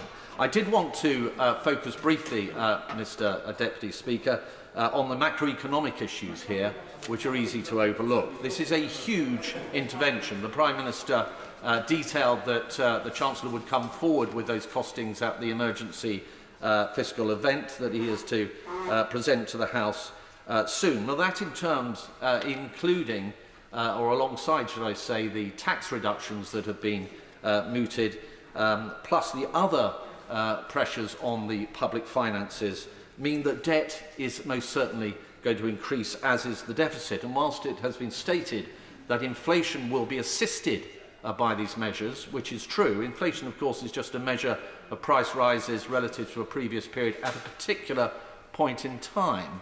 And whilst it may be the case that the downward pressure on the CPI from these freezes will be positive, it will be a stimulus to the economy, and through time, Mr. Deputy Speaker, inflation may actually net increase. Now, that will require a response from our central bank, which may see interest rates in the more medium term increasing with increased servicing costs for our debt. So I think we need to see this very much in the round, and this is where I think this debate around the windfall tax actually should be at least considered, and the Treasury Committee will be looking at that in some detail. The final point I wish to make in my remaining 30 seconds is I think it's critical that when it comes to the emergency fiscal event, we do have an OBR independent forecast to take into account all of these issues, the great uncertainty that we're talking about, these huge fiscal interventions which have yet, the costings have not been presented to us. We need to see what the impact of that is going to be on the public finances in order to reassure the markets. Thank you. Thank you. Caroline Harris. Thank you, Mr. Deputy Speaker. Everyone will be affected by the rise in energy prices, all looking for ways to cut back by being more careful about the appliance we use or opting for alternative ways to keep warm and prepare meals. It's a worrying time for many of my constituents in Swansea East and for the others the length and breadth of the country. But for some, the worry and the fear are even greater. Over 60,000 people across the UK are in need of renal replacement therapy in the form of dialysis or a transplant, as is my daughter-in-law Hayley is one of those. Hayley suffers from kidney failure and has done since she was 11. A transplant at 15 gave her 7 years of freedom, but for the last 11 years she's been back on dialysis. Home dialysis allows Hayley to spend more time with her family and has even given her the opportunity to attend university and to go to work rather than spending 3 days a week in hospital.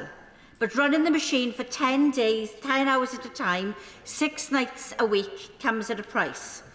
The approximate cost for electricity to run the home dialysis machine is almost £80 per month at present, and with energy prices set to soar, these costs are only going to increase, threatening many patients' ability to continue their life-saving treatment at home.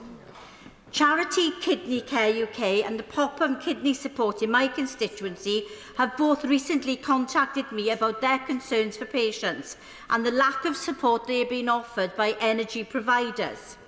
In Wales, patients like Hayley are reimbursed by the Welsh Renal Clinic Network, but with the cost of extra energy needed for home dialysis machines expected to increase to £2,000 a year, the level of financial support will fall far short.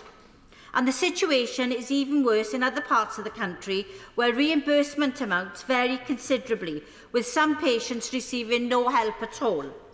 The cost of kidney failure and other chronic conditions should not be borne by patients.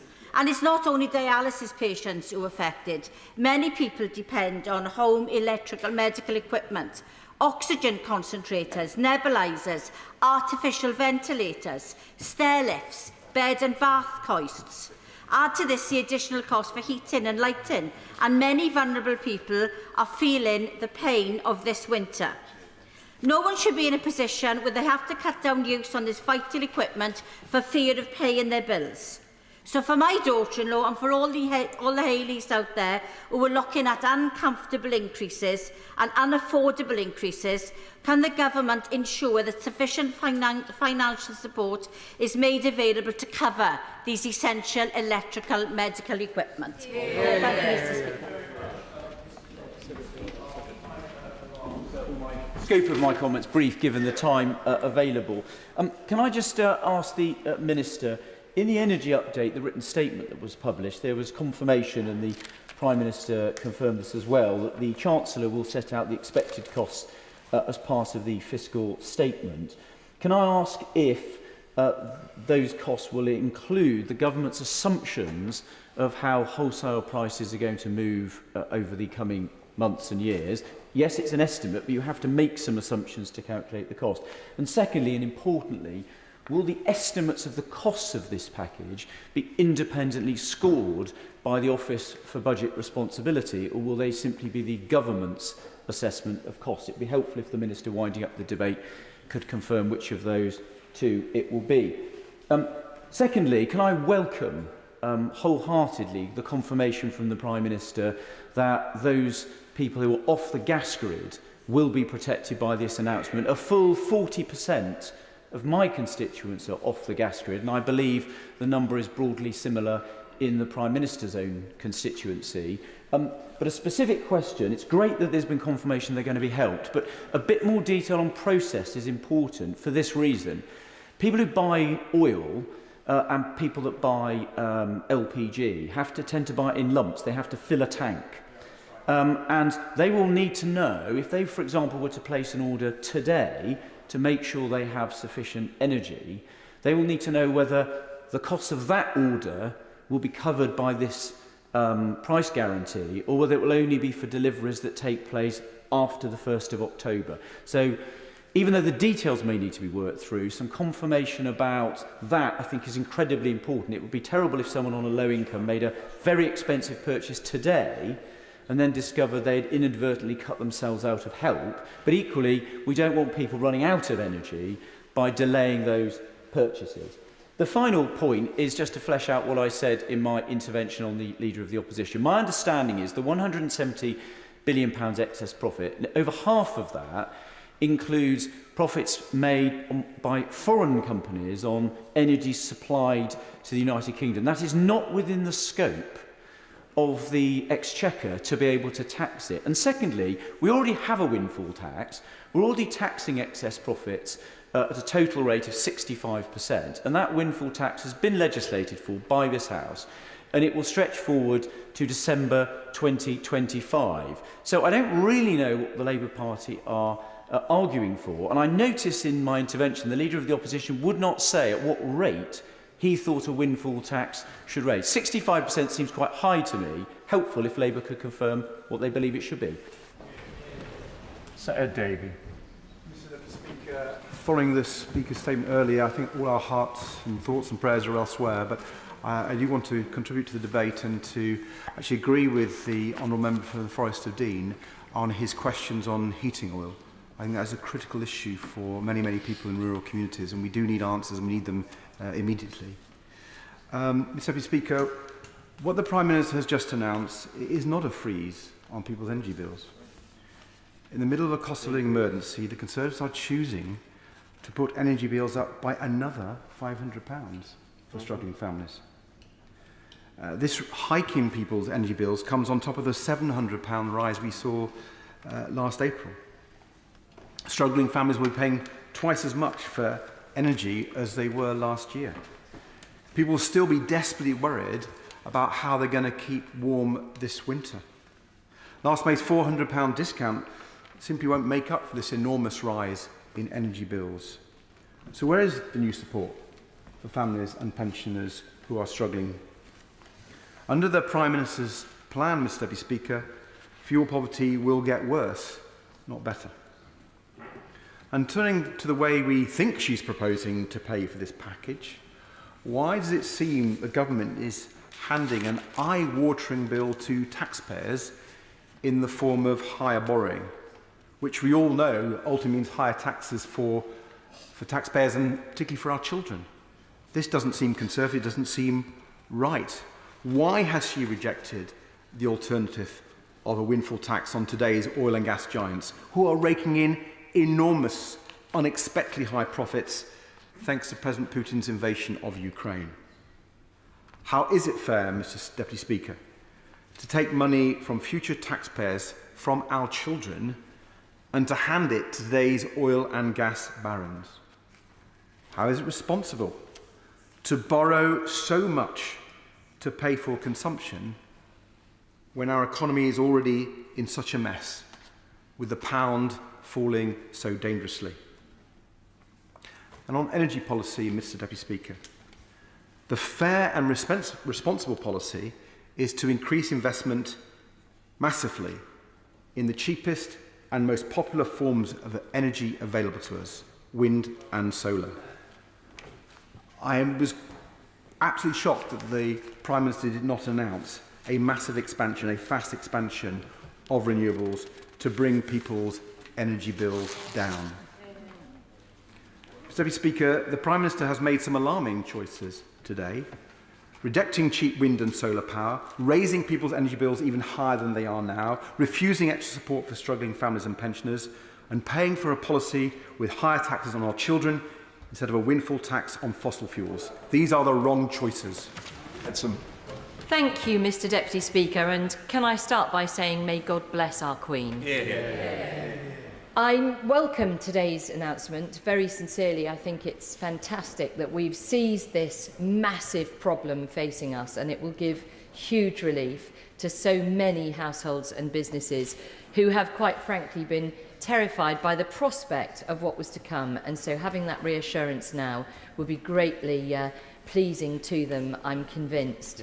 I did want to just take a couple of minutes, however, to talk about some really low-hanging fruit that I don't think we've made enough of yet, and with current energy prices where they are, there's a lot more that we could do as a government. For example, by going house to house through energy suppliers, not as government officials, but assist people with looking at how they can reduce their own energy bills. And there are many, many practical ways, not least of which some great ideas for turning down the thermostat on your boiler. Don't do this yourselves at home, but nevertheless, turning that down to make more effective our use of energy. And secondly, things like turning down the hot water tap pressure to actually reduce people's energy bills. These things are really low-hanging fruit that you could do tomorrow, and that forecasters suggest could save up to 10% of energy bills.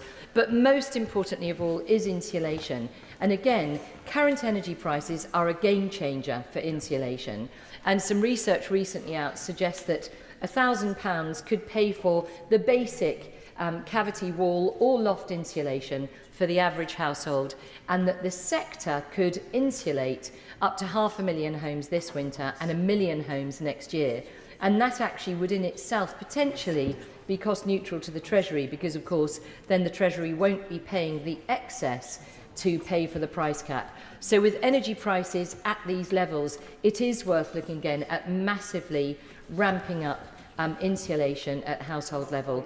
And then finally, I won't give way because there's so little time, finally, in terms of businesses, so many have said to me as Business Secretary and then as Chairman of the Backbench Bays Committee, so many businesses say to me, but we can't get a grid connection for our solar panels, so there's no point doing it. Again, I would say to them, with energy prices where they are, you can get yourselves a battery. You could actually have some internal independence in energy, and I think many businesses should be looking at that. And the role of government should be to provide advice through the energy suppliers. Thank you. Florence Eshalomi. Thank you, Madam Deputy Speaker. And I just wanted to echo the comments of my honourable friend from Swansea East with regard to dialysis patients. My late mum was a dialysis sufferer due to her sickle cell, and she dialysed 3 times a week. And one of the reasons she didn't want to switch to home dialysis was because of the costs. So I know that many sickle cell patients who have to have their heating on this winter, and many dialysis patients will be worrying so much about how they will pay their bills. In terms of what the Prime Minister announced earlier this morning, for my constituents in Vauxhall, the next 2 years will be fraught with so many difficulties without the right actions from this government, and the decisions they have made today will impact them for many years to come. And I hope that the Prime Minister and the new government will have this in mind when they make decisions over the next few years. Madam Deputy Speaker, solving the energy crisis is the first test of this new government. Are they going to make big decisions on the oil and gas firms that are making record profits while people up and down this country continue to suffer? Are they going to be fiscally responsible, doing everything in their power to ensure that it lowers the burdens on future generations? Are they going to support families who are already making desperate ends between putting food on the table or heating their homes? I'm afraid to say, on the basis of the announcements we've seen this afternoon and what we've heard from the government, the answer is a resounding no. For many of my constituents in Vauxhall, the cost of living crisis did not start when Ofcom raised the price cap last month. For many of them, it didn't even start when Russia invaded Ukraine earlier this year. The squeeze that they've been seeing in their wages and not keeping up with the prices has been the feature of this government over the last few years. Households have been squeezed relentlessly over decades, and with statistics from the Truss Trust showing that over 20,000 food parcels were distributed in Lambeth between April 2019 and March 2020. The shock of the energy crisis has been severe, but we can't keep ignoring the fact that a number of households have been left in this position as their bills continue to sky high. We can't ignore the fact that the failure to insulate homes over failed insulation policies with the end of the warm front discount introduced by the Labour government. But what do we get from this government? We get the rule book ripped up on fracking while people continue to not see untapped onshore wind potential. We get attack on workers' rights. People taken to lose a day's pay, or in some cases more, to fight for their wage increase and their workers' rights. We see scraps of policy on insulation on our homes as our homes continue to bleed the energy they need, bearing the hallmark of the incompetence of the last 12 years of this Conservative government. Madam Deputy Speaker, we can't afford to go on like this. Enough is enough. And we need a sea change from this government to recognise the issues that people in Vauxhall and up and down this country are facing. We need a sea change and we need a new government. Chris Green. Thank you, Madam Deputy Speaker. I welcome the Prime Minister, her statement today, setting out two broad areas. Firstly, the immediate support she's going to be giving so many people right around the country, and also to businesses like many here, perhaps all here. Many constituents of mine have been getting in touch to say how concerned they are about the cost of energy now and how fearful they are about the cost of energy this coming winter. So the decisive action the Prime Minister has taken is incredibly welcome. But I'd like also to highlight the longer-term vision that she has. We know that much of the problems at the moment are caused by the invasion of Ukraine by Vladimir Putin and the Russian army. But we also look back to the 1970s and the oil crisis, so we can see if we are dependent upon foreign sources of energy for our heating our homes and powering our industry, we're always going to be in a vulnerable place. So I welcome the Prime Minister's ambition for the United Kingdom to have Britain become a net exporter of energy by 2040. I think this is a hugely positive ambition for the United Kingdom, for our industry, and also for the sector itself. And I'd particularly like to emphasise one aspect of the energy sector. I think nuclear needs to form a key part of our energy sector in the United Kingdom. It's that reliable baseload energy we can depend upon come rain or shine. The northwest of England, whether in Cheshire, Lancashire, Cumbria, the northwest of England has a huge talent right across those three counties in the sector, and by investing in this and giving us more security in the sector, we're going to be protecting and securing those jobs. And I'm just thinking as well of Springfields near Preston, the nuclear fuels plant there. We need the security for that plant to ensure it can maintain itself and maintain its staff, the skilled engineers, the skilled apprentices in that site. We need to secure that site and many other places in the northwest of England. Warrington and the wider area, I think, as well, has an enormous wealth of talent. Happy to give way. I thank the Honourable Member for giving way. Does the Honourable Member share my concern about one of the announcements around fracking? I'm quite confident that my community won't accept that. And I know certainly the Honourable Member's constituency of Bolton West and those beautiful rural meadows surrounding it. Does he feel that he'll accept that as well? The Prime Minister is committed to respecting the views and values of local communities, and I support that. But I'm trying to focus on nuclear energy in my short period of time I have to contribute. And I think the other aspect, both in the North West, we want that commitment, but also Hinkley C.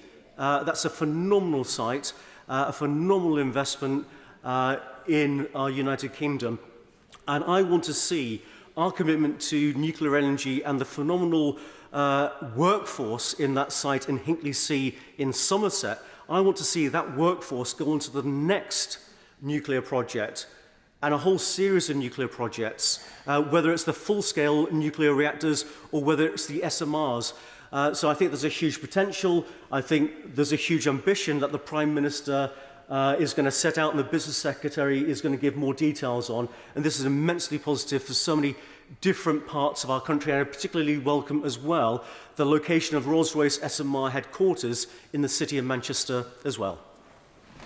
Order. Just before we move on, absolutely no problem with there being interventions. However, I would advise sticking to the 3 minutes, because obviously that not everybody is going to necessarily get in. So interventions do mean that the speaker gets an extra minute, which means it's an extra minute of somebody else. So please take interventions, but I would really appreciate it if the colleagues then stuck to the 3 minutes. Caroline Lucas. Thank you very much, Madam Deputy Speaker, and I echo the best wishes to Her Majesty. The new Prime Minister takes up her role at a moment when the country is facing a series of multiple crises of staggering proportions, including a likely recession and, let's not forget, the accelerating climate emergency, which, in the words of the IPCC, means that there is, and I say, a brief and rapidly closing window to secure a livable future. So this moment required bold, visionary thinking, grounded in compassion, not cold and outdated economic dogma. It called for a retrofit revolution, a massive investment in the home insulation and renewable energy upgrades that could finally deliver warm homes and lower bills. I was staggered that the Prime Minister didn't mention once those demand-side measures that need to be put into the communities around our country so that people can finally have lower bills and warmer homes. What it did not call for were measures that would lock us into further dependence on fossil fuels. Because while Putin's war in Ukraine has accelerated this crisis, it is fundamentally one caused by our dependence on gas, and it won't be solved by extracting more gas, and it certainly won't be solved by a resumption of fracking, which would be a disaster for the climate, and a measure which, as her own Chancellor admitted barely 6 months ago, would do nothing to lower energy bills and would fail to produce enough gas to meet even 1% of our needs for more than the next 3 years. Coming to the detail of her support package, I welcome the fact that she has finally acted on a price freeze, but these measures are nowhere near enough. They are poorly targeted, and without a substantial package of additional support, will fail to protect millions of low-income families who are already in freefall. They can't cope with current prices, never mind an increase, and that's why my party would return the price cap to its more affordable rate of last October. These measures do nothing to incentivise a reduction in demand, energy demand for those who can do that. And most staggering of all, as we've heard so much, they allow the oil and gas companies to get off scot-free, despite the Treasury's own documents showing that energy producers are in line to make 170 billion in excess profits over the next 2 years. So what we need to do is to scrap the shameful investment allowance, put in a windfall tax that is proportionate to the crisis that we face, and make that the first step towards a permanent carbon tax on oil and gas companies to reach, at the very least, the global average of 70%. That would bring the UK in line with countries such as Angola and Trinidad. I want to say I welcome the fact that the government has been consulting on decoupling the price of renewables from gas. That would be a game-changing step. But I also want to ask her to do a massive investment in renewable energy. Renewables are a staggering 9 times cheaper than gas. There are 650 wind and solar projects oven-ready and waiting. That is the way forward, not putting us more into more and more fossil fuels. And finally, will the government look at measures like a rising block tariff approach, which would be much fairer into the future? Stephen Crabb. Thank you, Madam Deputy Speaker, and while the thoughts of the House are first and foremost with Her Majesty the Queen this afternoon, I do think it's important that we take the opportunity to debate these challenges today. I welcome the speed with which the government has moved to bring forward a very strong package of measures that have been announced today. I welcome the substance of that package. I think it provides a very strong platform to help get families through this immediate price crisis. For me, it meets the test of scale, it meets the test of timeliness, and it provides certainty for those families who've been living in a state of, frankly, anxiety, thinking about the enormous bills that have been coming their way. I welcome the assurance from the Prime Minister today that this package will cover everybody, so there won't be gaps. It will cover the more than 50% of households in my constituency who have homes that are off the gas grid and rely on heating oil and LPG. I also want to make sure that people who live in park homes are able to access the support that they need, and there shouldn't be gaps. I still think, Madam Deputy Speaker, there will be further measures that we will need to take to strengthen some of the social protection for those on the very lowest incomes, despite the measures that have been announced today. I think there are some easy wins for the government around freezing or limiting the deductions that we take from people's social security payments. I think we should look again at the benefit cap, and I think most importantly, it would be good for this new administration to reiterate the commitment of the last government to do a full social security uprating in the new year. I think it's important, Madam Deputy Speaker, that the measures also cover businesses. I've heard from so many small businesses in my constituency during the summer, particularly the food manufacturers, breweries, so many hospitality and tourism businesses, who for them, frankly, this is an existential issue. These are good businesses, but if prices go the way that are being predicted, frankly, thousands of companies, good companies up and down the country and all of our constituencies will be put out of business.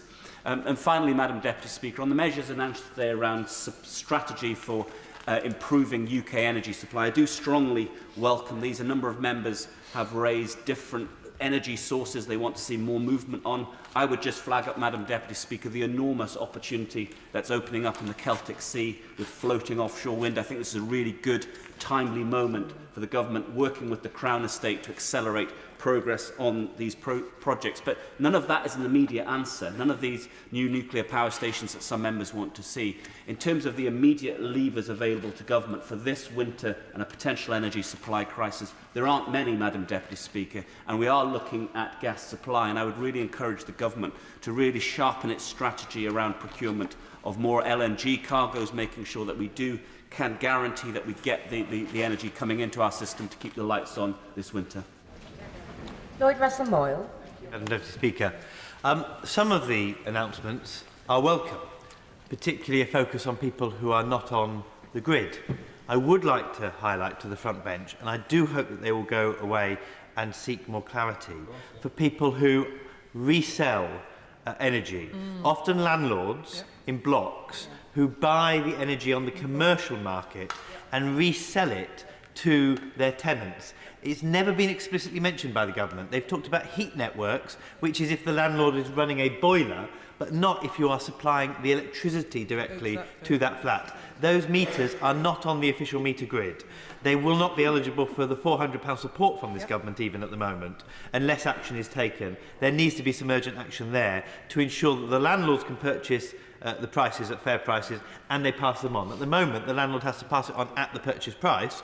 I'm not saying landlords are gouging, but there is a problem that the purchase price is a commercial price, not a residential price. So I do hope that they will come back with further clarity on that.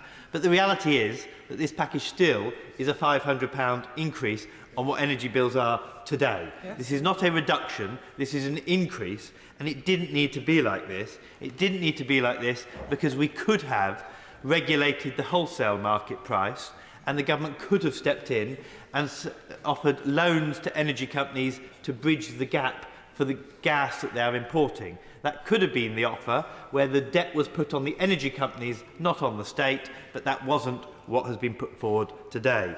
We could have seen the government fixing energy prices at what they are today and making interventions, but they didn't see that either.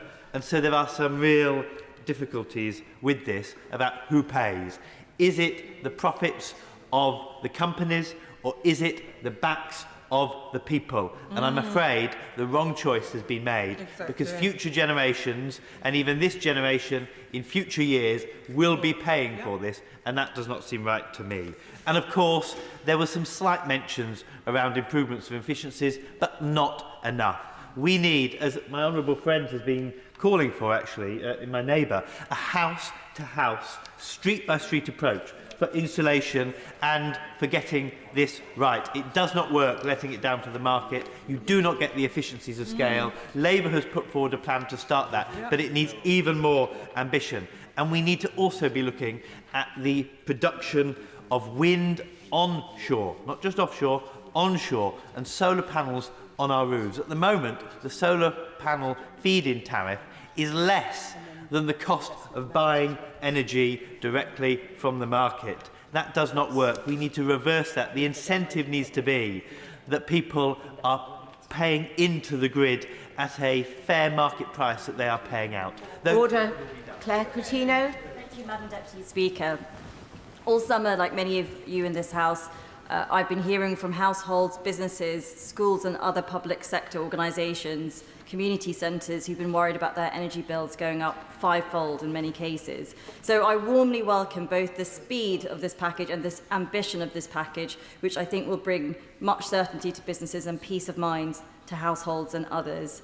I also welcome that we were very clear, I think, about the discretionary funding that will be provided for users of heating oil, of which I've got many people in my constituency, and also the reform of the electricity pricing market, so non-gas power producers are more fairly priced, therefore lowering the cost for many users as well. And the clarity which I think has been provided for those who are switching contracts and will not face exit penalties, I think will again be very positive for many. Instinctively, I would prefer a targeted support programme.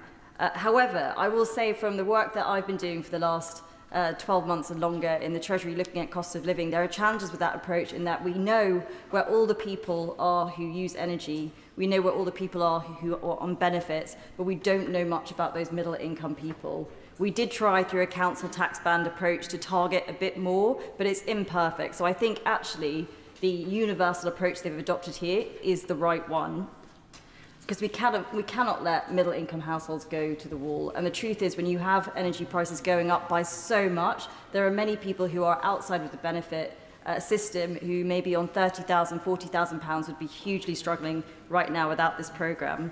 However, we cannot deny that there are problems when you distort price signals through price controls, and therefore I was very pleased to hear the Prime Minister talk about energy efficiency and energy security and supply, which will be critical if we get through this period. And lastly, I just wanted to come back on this windfall tax point that's been mentioned multiple times by the opposition, the £170 billion, which they know those profits are not being made here and are not taxable. And the reason I know they know that is they set out their own plans a week ago, and actually they only wanted to recoup £8 billion from the oil and gas companies. So if they really truly thought there was £170 billion up for grabs, and we know how much they love grabbing profits, why did they not set out 20, 30, 50, even £100 billion? It's because they know that's not possible. And actually we did put forward an increase in their taxes, and oil and gas companies are paying not the 19% corporation tax that other companies are paying, not even the 40% that they pay normally, but 65%, two-thirds of their profits are coming into the tax system. And as much as possible that they can invest the rest of it, that's what we will need for long-term solutions to protect our households, our businesses, our schools, our charities and more. Liz Roberts. Under Prydarydd, mi hoffwn yn anfon dymuniad agorau I Yw Marwedi y Frenhines. I too would like to send my best wishes to Her Majesty the Queen. Today's announcement shows beyond doubt whose side the new Prime Minister is on. She's prepared to force taxpayers to carry the burden of borrowing billions of pounds in order to subsidise the shareholders of energy companies who are profiting from Putin's war. And it's shocking she can't even tell us how much that burden is going to cost today. I must urge her to think again. Make energy companies pay their fair share. The global energy norm of energy profit taxation is 70%. Norway stands at 78%. Why does the population of the UK have to suffer the combined yokes of higher taxes, worse public services and falling real wages while private profit is protected under her premiership? Use that money to return the energy price cap to the pre-April level of £1,277 per year and extend that cap to small businesses and charities. People are struggling now. Even at current prices, 180,000 households in Wales are forced to struggle even to afford items such as heating, food and toiletries. Bills of £2,500 are unaffordable for many, many people. Anything short of £1,277 as a cap will fail to meet the scale of the crisis we face. And it will require her government, and this is important, to bring forward additional packages of support for vulnerable households, including doubling the £650 cost of living payment and revising the eligibility criteria to include those on disability benefits who are currently excluded from support. This will cost us more in future if we don't face what is genuinely facing us now. But, of course, what we're calling on her here is instead of pursuing fantasy economics of rampant deregulation and tax cuts for the rich, the Prime Minister must also prioritise reduction in energy demand and investment in low-carbon sources. That's the only way to bring down energy bills in the medium and long term. Finally, And to be clear and simple on this, it is time to unchain Wales's renewable and low-carbon energy potential by vastly improving our grid capacity, bringing forward SMRs at Transfynydd in my constituency and Wilver and other places as well, empowering Welsh Government to deliver large-scale transformative infrastructure projects such as tidal lagoons, devolving management of the Crown Estate to Wales and enabling community energy schemes to realise their full potential by selling their power directly to local customers.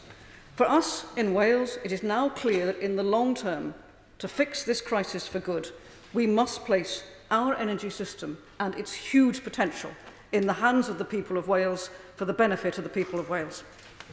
Dean Russell. Madam Deputy Speaker, and given the announcement earlier, may I also send my best wishes to Her Majesty the Queen from myself and also from all those across Watford. The announcement today, I felt, was a very important one. Over the summer, I spent lots of time volunteering with organisations, including the Citizens Advice Bureau, through to working in the British Heart Foundation shop, and I heard firsthand the challenges that people are feeling around the fears that they have around the fuel crisis and their bills. And what we heard today was a significant package which will help people immediately, but also deal with the long-term challenges that we face, whilst also making sure economically that it does work. Because as we all know, windfall taxes are a one-off, potentially a two-off, if you could call it that. But once you get to the third or fourth try, it's not going to work. And so what we need is something that works immediately, long-term, but also puts us on a competitive footing around the world. And what we did here today, which I thought was a really important point, was about the fact that by 2040, we want to be a net energy exporter. And what does that mean? It means many things. It doesn't just mean the important part about our own fuel security, but it actually means investment in jobs, investment in education, investment in skills, investment in business, to make sure that we're looking ahead, not to be not only in this situation again, because we do not want to be in this situation again, but also to help other countries around the world not be in this position again, because of the fact that we are actually looking long term. One final point I wanted to make, because I'm conscious you'd like short speeches, and if anything, I am short. I would just say this, that's, I think, very important. I studied physics at university. I'm probably one of the few MPs that studied nuclear physics as part of my course, not that I was that great at it. But I think the talk of nuclear moving forward is so important. We have had a negative image of nuclear over many, many decades, and the opportunity to small modular nuclear reactors that go across this country that enable us to have safe, green energy that entire communities can rely upon is absolutely essential. But also I think there's an infrastructure of skills and education that go into that. So I would just say I massively welcome this package. I think it's the right package. There's more to do, of course, as always, but I welcome the debate today, and I think let's be certain on one thing that we need to say to all of our residents who are at the moment fearful of what may come, that this will support them in the short term. People may disagree about what the long-term approach is. I think this will support them now, it will support them in winter, and they should feel reassured that they're going to be okay. Thank you, Madam Deputy Speaker. Great, Davis. Madam Deputy Speaker, when people talk about famines, they think about food shortages, but what famines are, in fact, is a combination of higher prices alongside lower wages, and we are approaching famine conditions in Britain because after 12 years of UK austerity with cuts in services, frozen wages, devaluation of the pound, people are much weaker facing this tsunami of price rises we've seen from Putin's brutal war. And the response we've seen from the oil companies, of course, is that their operating costs are just the same, that the prices go up, they make windfall profits, that they've picked the pockets of British people, and we demand our money back. There is a sort of windfall tax at the moment. That should be continued at international rates, has been said, so we don't face a situation where there's yet another increase of another £500 on people's household budgets. Millions of people are in desperate poverty and simply can't afford that. The Prime Minister rightly talks about growth. What she needs to remember is that the OECD have found that growth is less if there's greater inequality. Yet at the same time, she's talking about giving back national insurance, where the bottom 10% will get an extra £7.60, the top 10% will get £1,800. So in other words, she will be increasing inequality through putting more burdens onto households, giving the rich more in tax giveaways, including national insurance, and not taxing the excess and unjustified profits of big corporations. The OECD also found that growth was very much linked to the education of the poorest, and the ambition of the government is simply to get education spending up to 2010 levels by 2024, but they won't even achieve that because of inflation. Coretta King famously said that poverty is a child without an education, and we've seen education standards now fall through the pandemic, in particular for the poorest, so we need to invest there.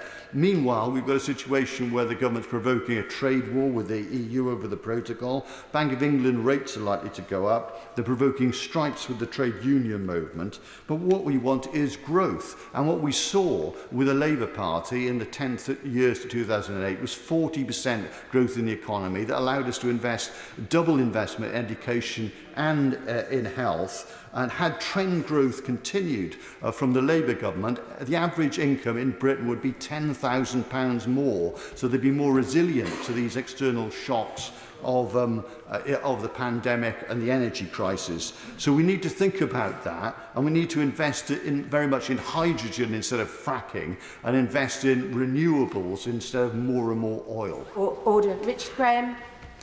Madam Deputy Speaker, I join with all colleagues here and not here in sending the warmest wishes of support from everyone in Gloucester to Her Majesty the Queen and members of the royal family. Today's announcement, made within 48 hours of the new government being formed, no small achievement, will bring huge certainty and reassurance to residents in my constituency and elsewhere, and also to those living in park homes, in charities and across the public sector, as well as small businesses in particular who are already suffering. And this is absolutely critical because it does put a cap on the maximum average energy bill. And I do think, Madam Deputy Speaker, the crucial word is maximum, because as the Right Honourable Member for South Northamptonshire said earlier, there are huge advantages to a programme of advice and best practice being led by the government in helping us all to reduce our energy consumption. Schools, for example, could hugely benefit from solar panels that could sell all the energy generated during the long summer holidays into the grid, and thereby bringing down their annual bills considerably. So there are lots of good things to welcome in today's announcement, but there are three things in particular I would like to raise with the ministers on the front bench. Firstly, the green levies that are now going to be temporarily suspended have, of course, already been committed elsewhere. So who is going to pay for them now? Presumably the taxpayer in general. Secondly, the NIC, the National Insurance Contribution increase, was predicted to raise £36 billion over 3 years for health and care budgets. So how is that now going to be delivered? Because the task before our new Health Secretary is big on generating better outcomes, but reducing the inputs will surely make that harder. Thirdly, then, the contribution of energy companies. We've heard a lot today, and quite rightly, about how they are already paying some 66% tax in real terms. But nonetheless, there is a huge difference between profits which are good and war profiteering which is bad. And I do think the new Secretary of State could shed light on how the energy companies are going to contribute to this national challenge. Lastly, then, on fracking, the Honourable Member for Vauxhall said that the rules were going to be completely ripped up, the rules on fracking. I don't think that is the case, because the crucial barrier is that of local support, which has been conspicuously absent so far. So I doubt we will see any real change in practice. And there is one last thing, Madam Deputy Speaker, to add. A lot has been said about the welcome commitment by this government to nuclear and renewables, quote, embracing diverse sources of energy, unquote. And can I just encourage the new Secretary of State to follow the great example of his predecessor in supporting marine energy? Stephen Flynn. you, Madam Deputy Speaker. I paid particular attention to the very, very small note which came out from the Secretary of State for Business, Energy and Industrial Strategy earlier, and the particular line that says this will save the typical household £1,000 a year. £1,000 a year, Madam Deputy Speaker. It's almost like the cap which is being put in place at £2,500 a year isn't double what energy prices were just last summer. It's almost as if the government doesn't understand the sheer scale of the financial problems facing households right across the country. Because, of course, it's not just about energy prices. Inflation is at a 40-year high. Interest rates are at a 30-year high. Wages are at a 20-year low. And yet we're being told we should be happy about energy bills being frozen at £2,500 per year. It's absurd.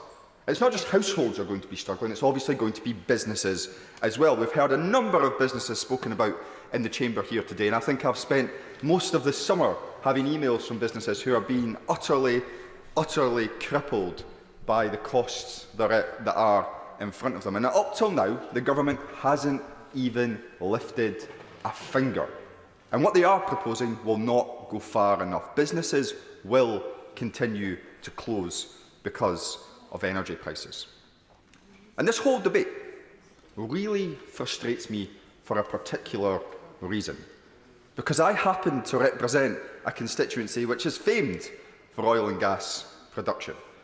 Somewhat ironically, of course, it was the unionist parties within this chamber who told us in 2014 that oil and gas was running out, and yet now they're telling us there's going to be an addition of 100 new licences given. But barring that irony, is it not absurd that energy-rich Scotland, which produces 6 times more gas than we produce, is even having to face an energy price crisis? When it comes to electricity, gas makes up just 14.4% of our electricity production, but yet the price of that gas dictates all.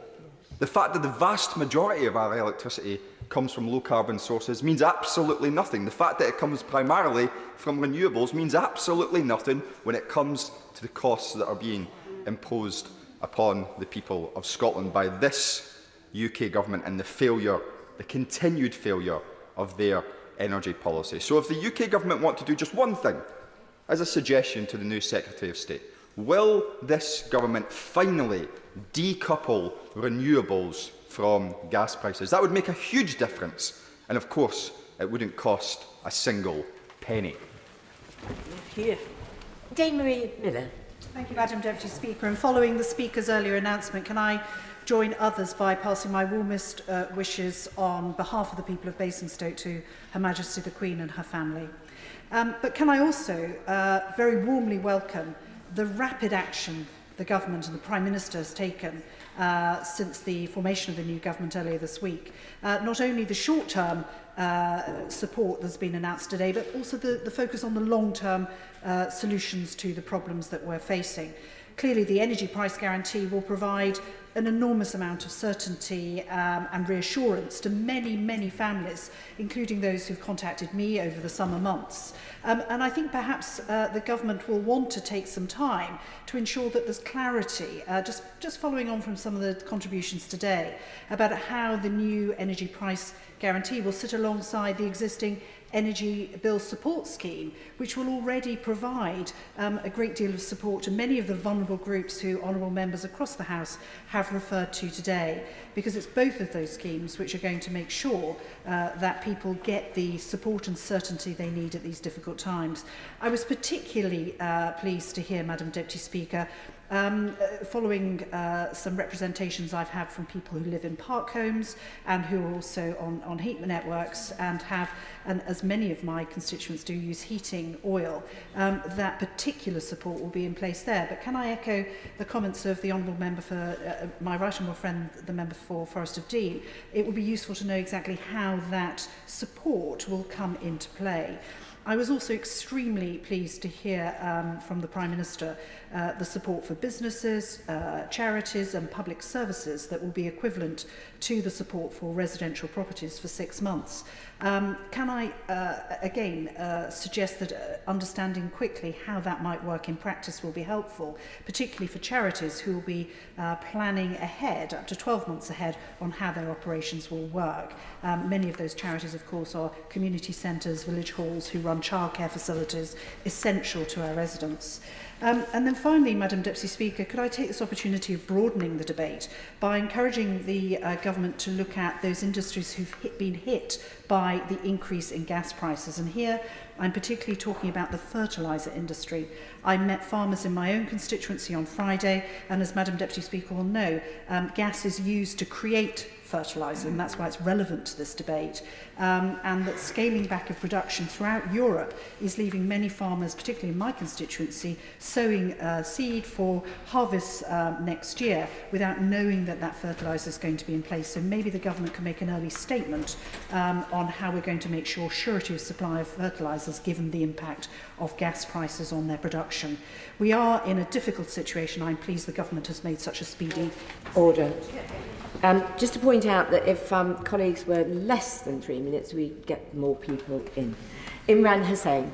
Thank you, Madam Deputy Speaker. We must not forget that for months this Tory government saw the oncoming tidal wave of rising energy bills this winter, yet chose to do nothing about it. For months they callously and deliberately left people in limbo, creating unimaginable uncertainty for people who faced colossal energy bills this Christmas. And for months they let fear spread amongst those preparing to make a desperate choice between heating their home or putting food on their table. Yet what is worse is that for months the current Prime Minister, who was a minister in this government for a decade, was content to go along with this grossly negligent plan of inaction, wasting valuable time when we could have been protecting people. And as we heard the Prime Minister today on that dispatch box, she used the word immediate, she used the word urgent support on a number of occasions. Well, frankly, that's disingenuous, because the Prime Minister cannot suddenly pretend that she's entered Parliament today. She has been a senior minister in previous governments for the last decade, and frankly speaking, she could have taken action along with the previous government months ago and not put people through this uncertainty. Madam Deputy Speaker, addressing a number of other smoke and mirrors, as is customary from the party opposite. Firstly, we've heard the reference to price freeze on a number of occasions. Well, that's simply not true. The point that has been made by other speakers is what we are seeing is a price rise of at least £500 from what people are currently paying, and hundreds more from what people were originally paying. Hundreds of pounds more than my constituents can afford to pay. And Madam Deputy Speaker, we also have heard silence today. Silence from the Prime Minister on who actually will pay for it. What is absolutely clear, and the Prime Minister has made this, spelled this out crystal clear, is the people that will not pay for it is the corporate oil and gas barons that have made £170 billion profit. And in this, her first week as Prime Minister, she has made it absolutely clear that her direction of travel is to continue to drive a wedge between those that continue to get wealthier in this country and those that continue to suffer poverty, and that she will always side on the big corporates as opposed to ordinary working people. Thank you. Marco Longhi. Thank you, Madam Deputy Speaker, and can I also send my deepest thoughts and good wishes to Her Majesty the Queen and to her family, as I'm sure the people of Dudley North would want to send as well. We know, Madam Deputy Speaker, that too many people have borne the brunt of COVID in recent times, and now too many people are bearing the cost of living crisis, which we now find ourselves in. Some of them ask me, Marco, what are you doing to help us? I'm going to have to choose whether to turn on my hot water or feed my children. And when it comes to local businesses, a local owner has contacted me this week saying they are having extreme difficulties with energy prices, so much so that they feel they have no choice but to streamline staff in order to continue trading and paying their bills.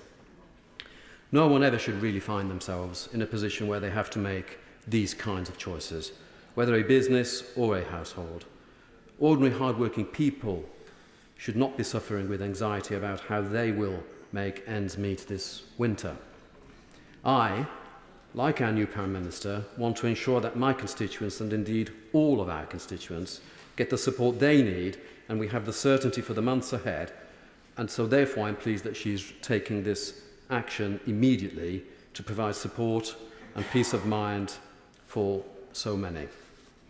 Madam Deputy Speaker, the words I would like to use to describe Vladimir Putin are not appropriate for the polite company of this House. But it is because of him we sit in this House having this very debate. Now, of course, COVID did play a large part in the cost of living crisis, but it is Putin's bully boy tactics cutting off Europe's energy supply, plunging us into the freezing waters that we are facing. Putin did not care if Jenny in Gornal can feed her children, get them to school. Putin does not care if Dorothy in Sedgley can heat her home in her old age. Putin does not care if John in Dudley has to close his business and lay off all his staff because he can't pay his energy bill and continue to employ them. Putin just does not care, but I do, and I know all of us here do. Winter is coming, and we know what could come with it. But it does not need to be an inevitability, and now, thanks to our new Prime Minister, it will not be. The long-term plan to strengthen and secure Britain's energy supplies and to reopen up the North Sea and open up fracking and investing in nuclear will ensure our children and grandchildren do not face these issues as they reach our grand old ages. The new support being pledged today goes a long way to reassure individuals, families and our local businesses. Our new Prime Minister is on our side, not just in the short term, but in the long term. Cooper. Thank you, Madam Deputy Speaker. Earlier this week I raised the plight of households... Sorry? It's okay? Sorry. Thank you, Madam Deputy Speaker. Earlier this week I raised the plight of households, small businesses and care homes in my constituency. And I'm sure, like me, many of them will be truly shocked that it is the British public that will have to bear the burden of paying for this energy crisis, whilst energy companies continue to make their millions. But today I have a number of very specific questions that I'd like to put to ministers on the front bench, and I would ask whether they might address them in their summing up. First of all, the written statement talks about an equivalent guarantee for businesses, but does that include care homes specifically? And what additional support will be given to care homes, given the pressure that they are under? Women's street safety. I've had an email from my county council, Hertfordshire County Council, saying that the bill to keep street lights on has increased by 60% in just a few short months, and it already now costs an extra £2.3 million a year to keep the lights on after it goes dark. They are not yet talking about turning the lights off, but if they do, are there contingency measures in place to ensure that we keep crime down, that people are safe, particularly women, on our streets after dark? On park homes, I welcome the fact that there is a fund for park homes to cover people with heating oil and heat networks. But how will this fund work? How big will it be? And will there be an information campaign to those people who can benefit from it? The government's own estimates suggest that 1 in every 100 households are impacted by having this non-conventional relationship. Now, by my calculations, that's more than 250,000 properties. So for each of them to receive £400, that would need to be at least £100 million in that fund. And Madam Deputy Speaker, we need to have a revolution in renewables. RES is the world's largest independent renewable company. It's based in my constituency of St Albans, and it has more than 40 years' experience and expertise. RSE tells me, and Friends of the Earth agree, that footnote 54 of the National Planning Policy Framework stops them from installing new onshore wind farms even in areas where there are no objections from local residents. Now, I am absolutely no fan of fracking, but it is obscene and absurd that this government is saying that it's okay to reopen fracking where communities are okay with it, but you're not going to reopen onshore wind where communities are okay with it. So please, please review that footnote. And finally, on solar panels. In January of this year, I asked the Housing Secretary if they would have a requirement to make all new suitable buildings have solar panels. The government has not conducted that assessment of how big the roof space is that's available, but I would urge BEIS to go further than looking at the floor space that's available and look at the of these non-domestic buildings and work out precisely how much roof space is available right now for having solar panels installed. Thank you. Virginia Crosby, but let me emphasise again, if everybody was 2 minutes, we'd have a much better chance of everybody getting in. Madam Deputy Speaker, may I too share my thoughts and prayers for our Queen and her family. The energy crisis has hit rural communities like mine on Ynysmore particularly badly. On Ynysmore, schools, shops and employment are often too far away for walking, and public transport is sparse. A car is not a luxury, it is a necessity. And our farming community relies on vehicles and fuel-driven equipment, meaning that their cost of production has risen significantly. We have a larger than average elderly population who need to stay warm in our sometimes harsh winters. And many of my constituents are reliant on LPG and gas to fuel their homes. And this is common in rural communities, but there's often little local competition. And with no price cap in place, families are vulnerable to steeply rising costs. And I'm pleased that this is in an area that is being addressed. My Ynysmore constituents need help, and they need help today over the coming months to heat and power their homes and businesses. And our Prime Minister has now outlined her plans. And this support, on top of the 37 billion already committed by the former Chancellor, means that I'm hugely proud of what we're doing to help with the immediate problem. But we need to do more to protect the UK from these crises in the future. And I know that our Prime Minister has not lost sight of the longer term whilst providing support in the short term. And I welcome her enthusiasm for nuclear. She's already spoken about the need to take back control of our energy security, invest now in large-scale energy production, and incentivise communities to support energy production in their area. The people of Ynysmore, which is also known as Energy Island, already welcome this production locally. We've got companies like Morlice and Monesto who have received government backing to set up tidal energy systems off our shores. We're home to stretches of onshore wind and solar farms thanks to government subsidies and support. We have Wilver, once a flagship of British nuclear power, with all the potential to reclaim that position following this government's commitment in the British Energy Security Strategy and the new Nuclear Financing Act. And the Holyhead Hydrogen Hub received 4.8 million of funding in last year's budget. With companies like Bechtel and Rolls-Royce keen to re-establish nuclear production at Wilver, and BP Mona looking to Ynysmore to support large wind farms in the Irish Sea, my constituency can be at the forefront of UK power generation for decades to come. A new large-scale nuclear plant at Wilver on Anglesey could generate enough power for every home in Wales and more.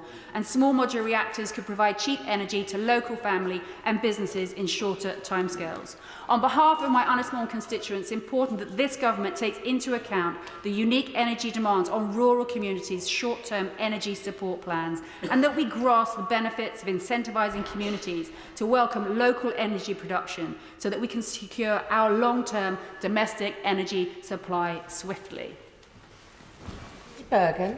Thank you, Madam Deputy Speaker. 6 months ago, households faced energy bills of £1,300. Today, we're told that doubling that and fixing prices at £2,500 is the best we can do to help. It's not. People were struggling last winter with their energy bills, and many more will be struggling this winter too, with prices doubled. Private energy profits are being put before the needs of people, all whilst energy firms are set to make £170 billion in excess profits. This is a huge transfer of wealth, with big corporations hoovering up even more of the wealth in society, paid for by millions of ordinary people. But the new Prime Minister and former Shell employee has been frank.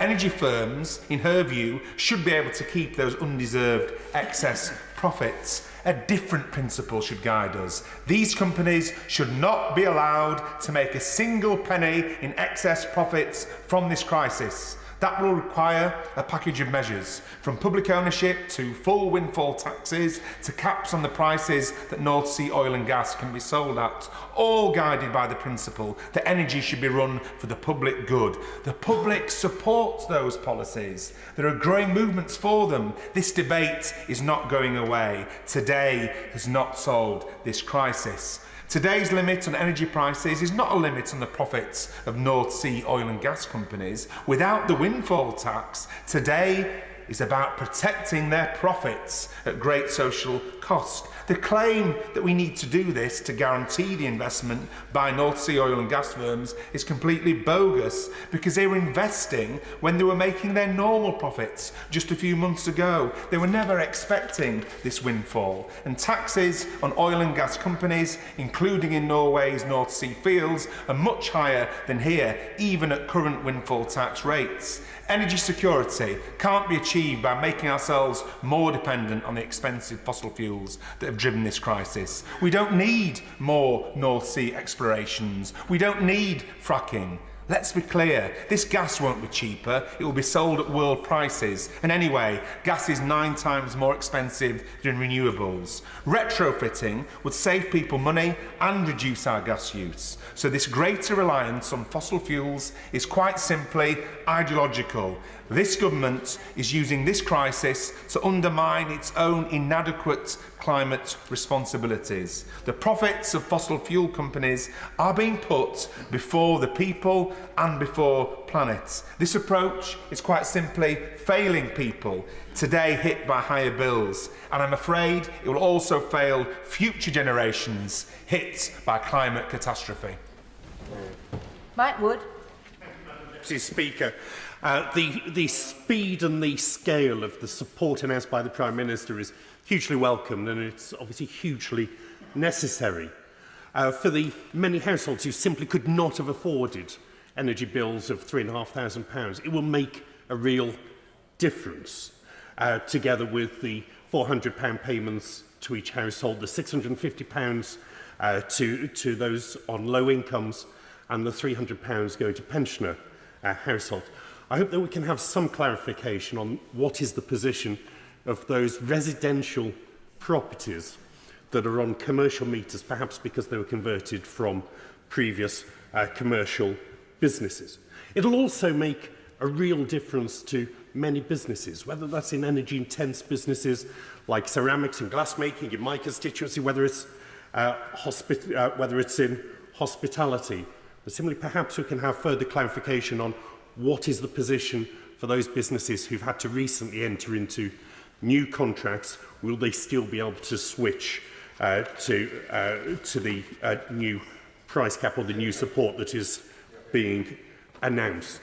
In terms of the criticisms that have been made, windfall tax, I mean, there is some superficial political attraction to extending windfall tax. Of course, we do already have a windfall tax set at 25% on top of the 40% tax that's already paid by British oil and gas producers. But I think the attraction is more political and more superficial than it is real and effective, in that the revenue that an extension would raise would be very, very small compared to the scale of the cost of the support that is necessary. It would affect less than half of the oil and gas that we use in the UK, because less than half is produced in the UK. And by making UK oil and gas production less competitive, it will, in the medium and the long term, reduce our energy security at the worst possible time. This is something we can't afford. It's also been suggested it will affect price signals. Now, as a reformed economist, I know that economists can sometimes dwell a bit too much on good theory and ignore the real world, but I find it hard to credit that people's behaviour is different if the price cap is £2,500, that they're more careful with their energy than they would have been at the extra £1,000. Clearly, if energy was free, there would be huge costs, but I think we're already at a level where people are being very careful with what they use. This package is the right package, it's an effective package. We need to get it into household and businesses' pockets so that... Pascal. Speaker, whilst any help is welcome, this is insufficient by far for the poor and generous in the extreme for the rich. The perversity of an energy-rich Scotland and fuel-poor Scots remains, and what's clear is that not only will people go cold this winter, but some may well die. There should have been a pool freeze. It should have been funded by a windfall tax. There should have been action on VAT. And there are other emissions that haven't been addressed or where clarity remains. Changing the dysfunctional energy market, not just in accelerating nuclear or fracking, and addressing the iniquities that still exist and haven't been touched or at least made clear. First of all, there's prepayment meters. The injustice remains that the poorest, those most deprived, those often most dependent upon the need for power and energy, see themselves paying higher standing charges and higher tariffs. That hasn't been touched while support has been given to the very wealthy. That must end. It's easily done. A direction to Ofgem, and we all know that the energy companies are capable of delivering it. Similarly, unregulated fuels. Whilst it's a welcome announcement that some action has been taken, if it's simply to be a discretionary fund, then that is inadequate. It is especially the case in the north of Scotland, but it's also the situation in my own constituency, that people are off the gas grid, they're dependent upon heating oil, biomass or other fuels. They shouldn't just be available for some fund they may be able to dip into. They should be regulated. The Secretary should be ensuring that that is done and action should be taken, because those in often the most climatically cold areas are the ones that are going to be suffering. And the dysfunctional system remains. We have seen our electricity system tied to the price of gas. 97% of Scotland's domestic electricity supply is provided by renewables, and yet we are paying sky-high prices dependent upon foreign gas prices as opposed to renewables that are on our doorstep and over which we have a surfeit. That is perverse, especially when, as has been said by others, Scotland is self-sufficient in gas. This simply rewards the rich. It doesn't address the problems of the poor. It is inadequate. Enough is enough, and this is not enough to end the crisis, nor is it enough to end the action that will be taken by people. Lord Trout. Thank you, Madam Deputy Speaker, and my thoughts and prayers, along with everyone in Sevenoaks and Swanley, are with Her Majesty the Queen and the Royal Family at this time. But turning to the announcement today, I warmly welcome it. It will relieve a huge amount of anxiety for my constituents, for businesses such as Donington Manor, who are worried about being crippled by prices, and for schools such as Dunton Green, whose energy bills were going up by 500%. I'm glad that we have heating oil and heat networks included in this, although I will question as to whether the prices will be frozen for them, because obviously they've gone up extensively this year already, tripled in some cases, Boucher Court, for example, the heat network. So it would be helpful to have clarification as to whether that price will be frozen for them or it will be allowed to go up and then we'll compensate them later. But I wanted to add in an additional idea, which I've spoken about in this House previously. With water supply, it is illegal to cut off water supply to a household.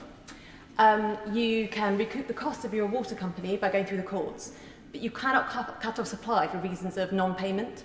And I think this is something that we should look at extending to energy supply, because there are some protections in place. You're not allowed as an energy company to cut off supply during the winter months if a person lives on their own, if there's someone of state pension age in there, or if there's a child in the house. However, there is not enough protection in my view, and Ofgem showed that 1 in 7 households on a prepayment meter disconnected in 2019.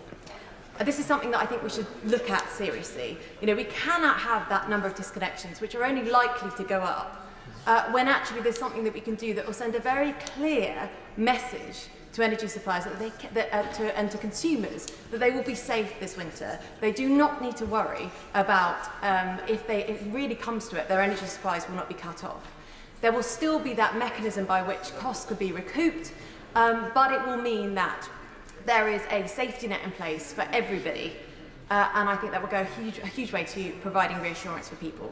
But I welcome the announcement today. I think that it will really help my constituents, and I hope to see further effort and work being put in place in terms of ensuring our energy supplies to households.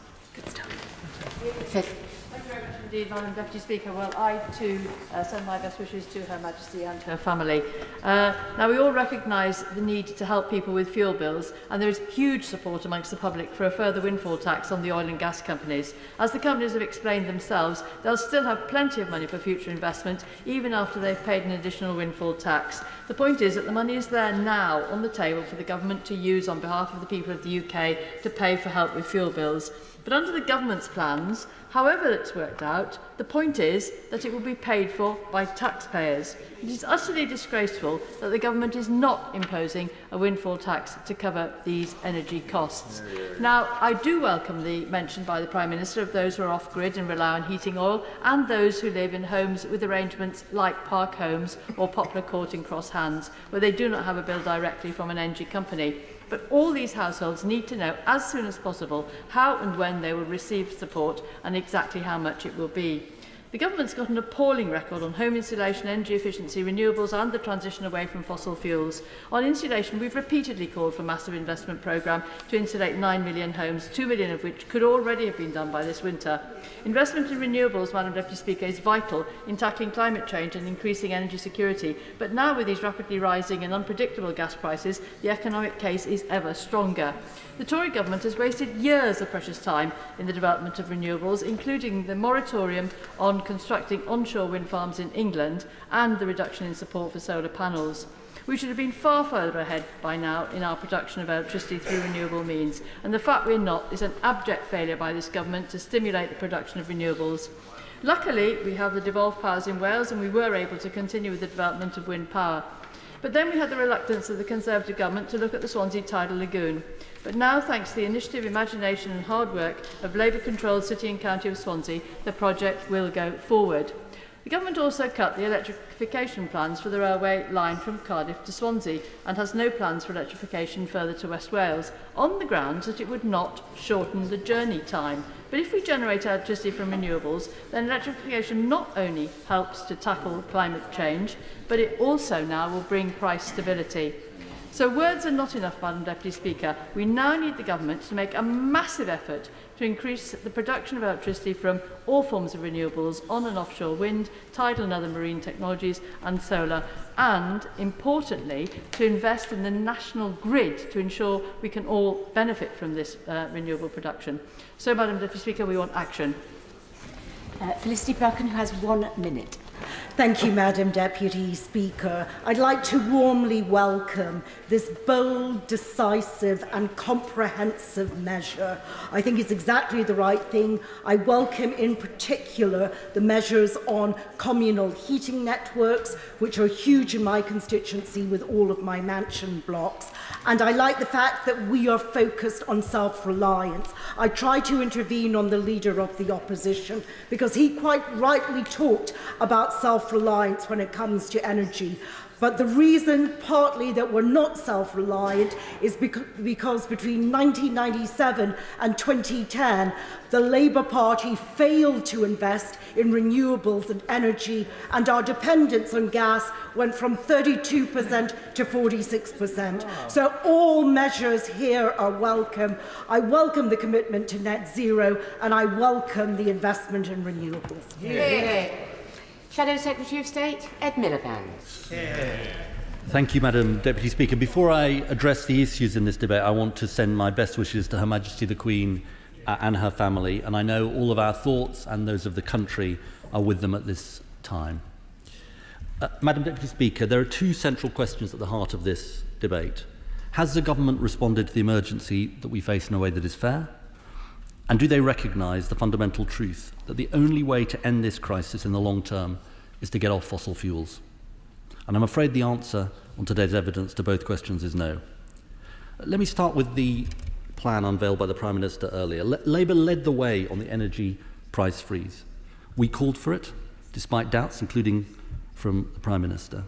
I'm glad she's admitted that she was wrong about that, because we heard throughout this debate, and I want to thank all honourable and right honourable members who've spoken in this debate, and we've heard disagreements on each side on this, but we've heard an agreement about the scale of the emergency facing families.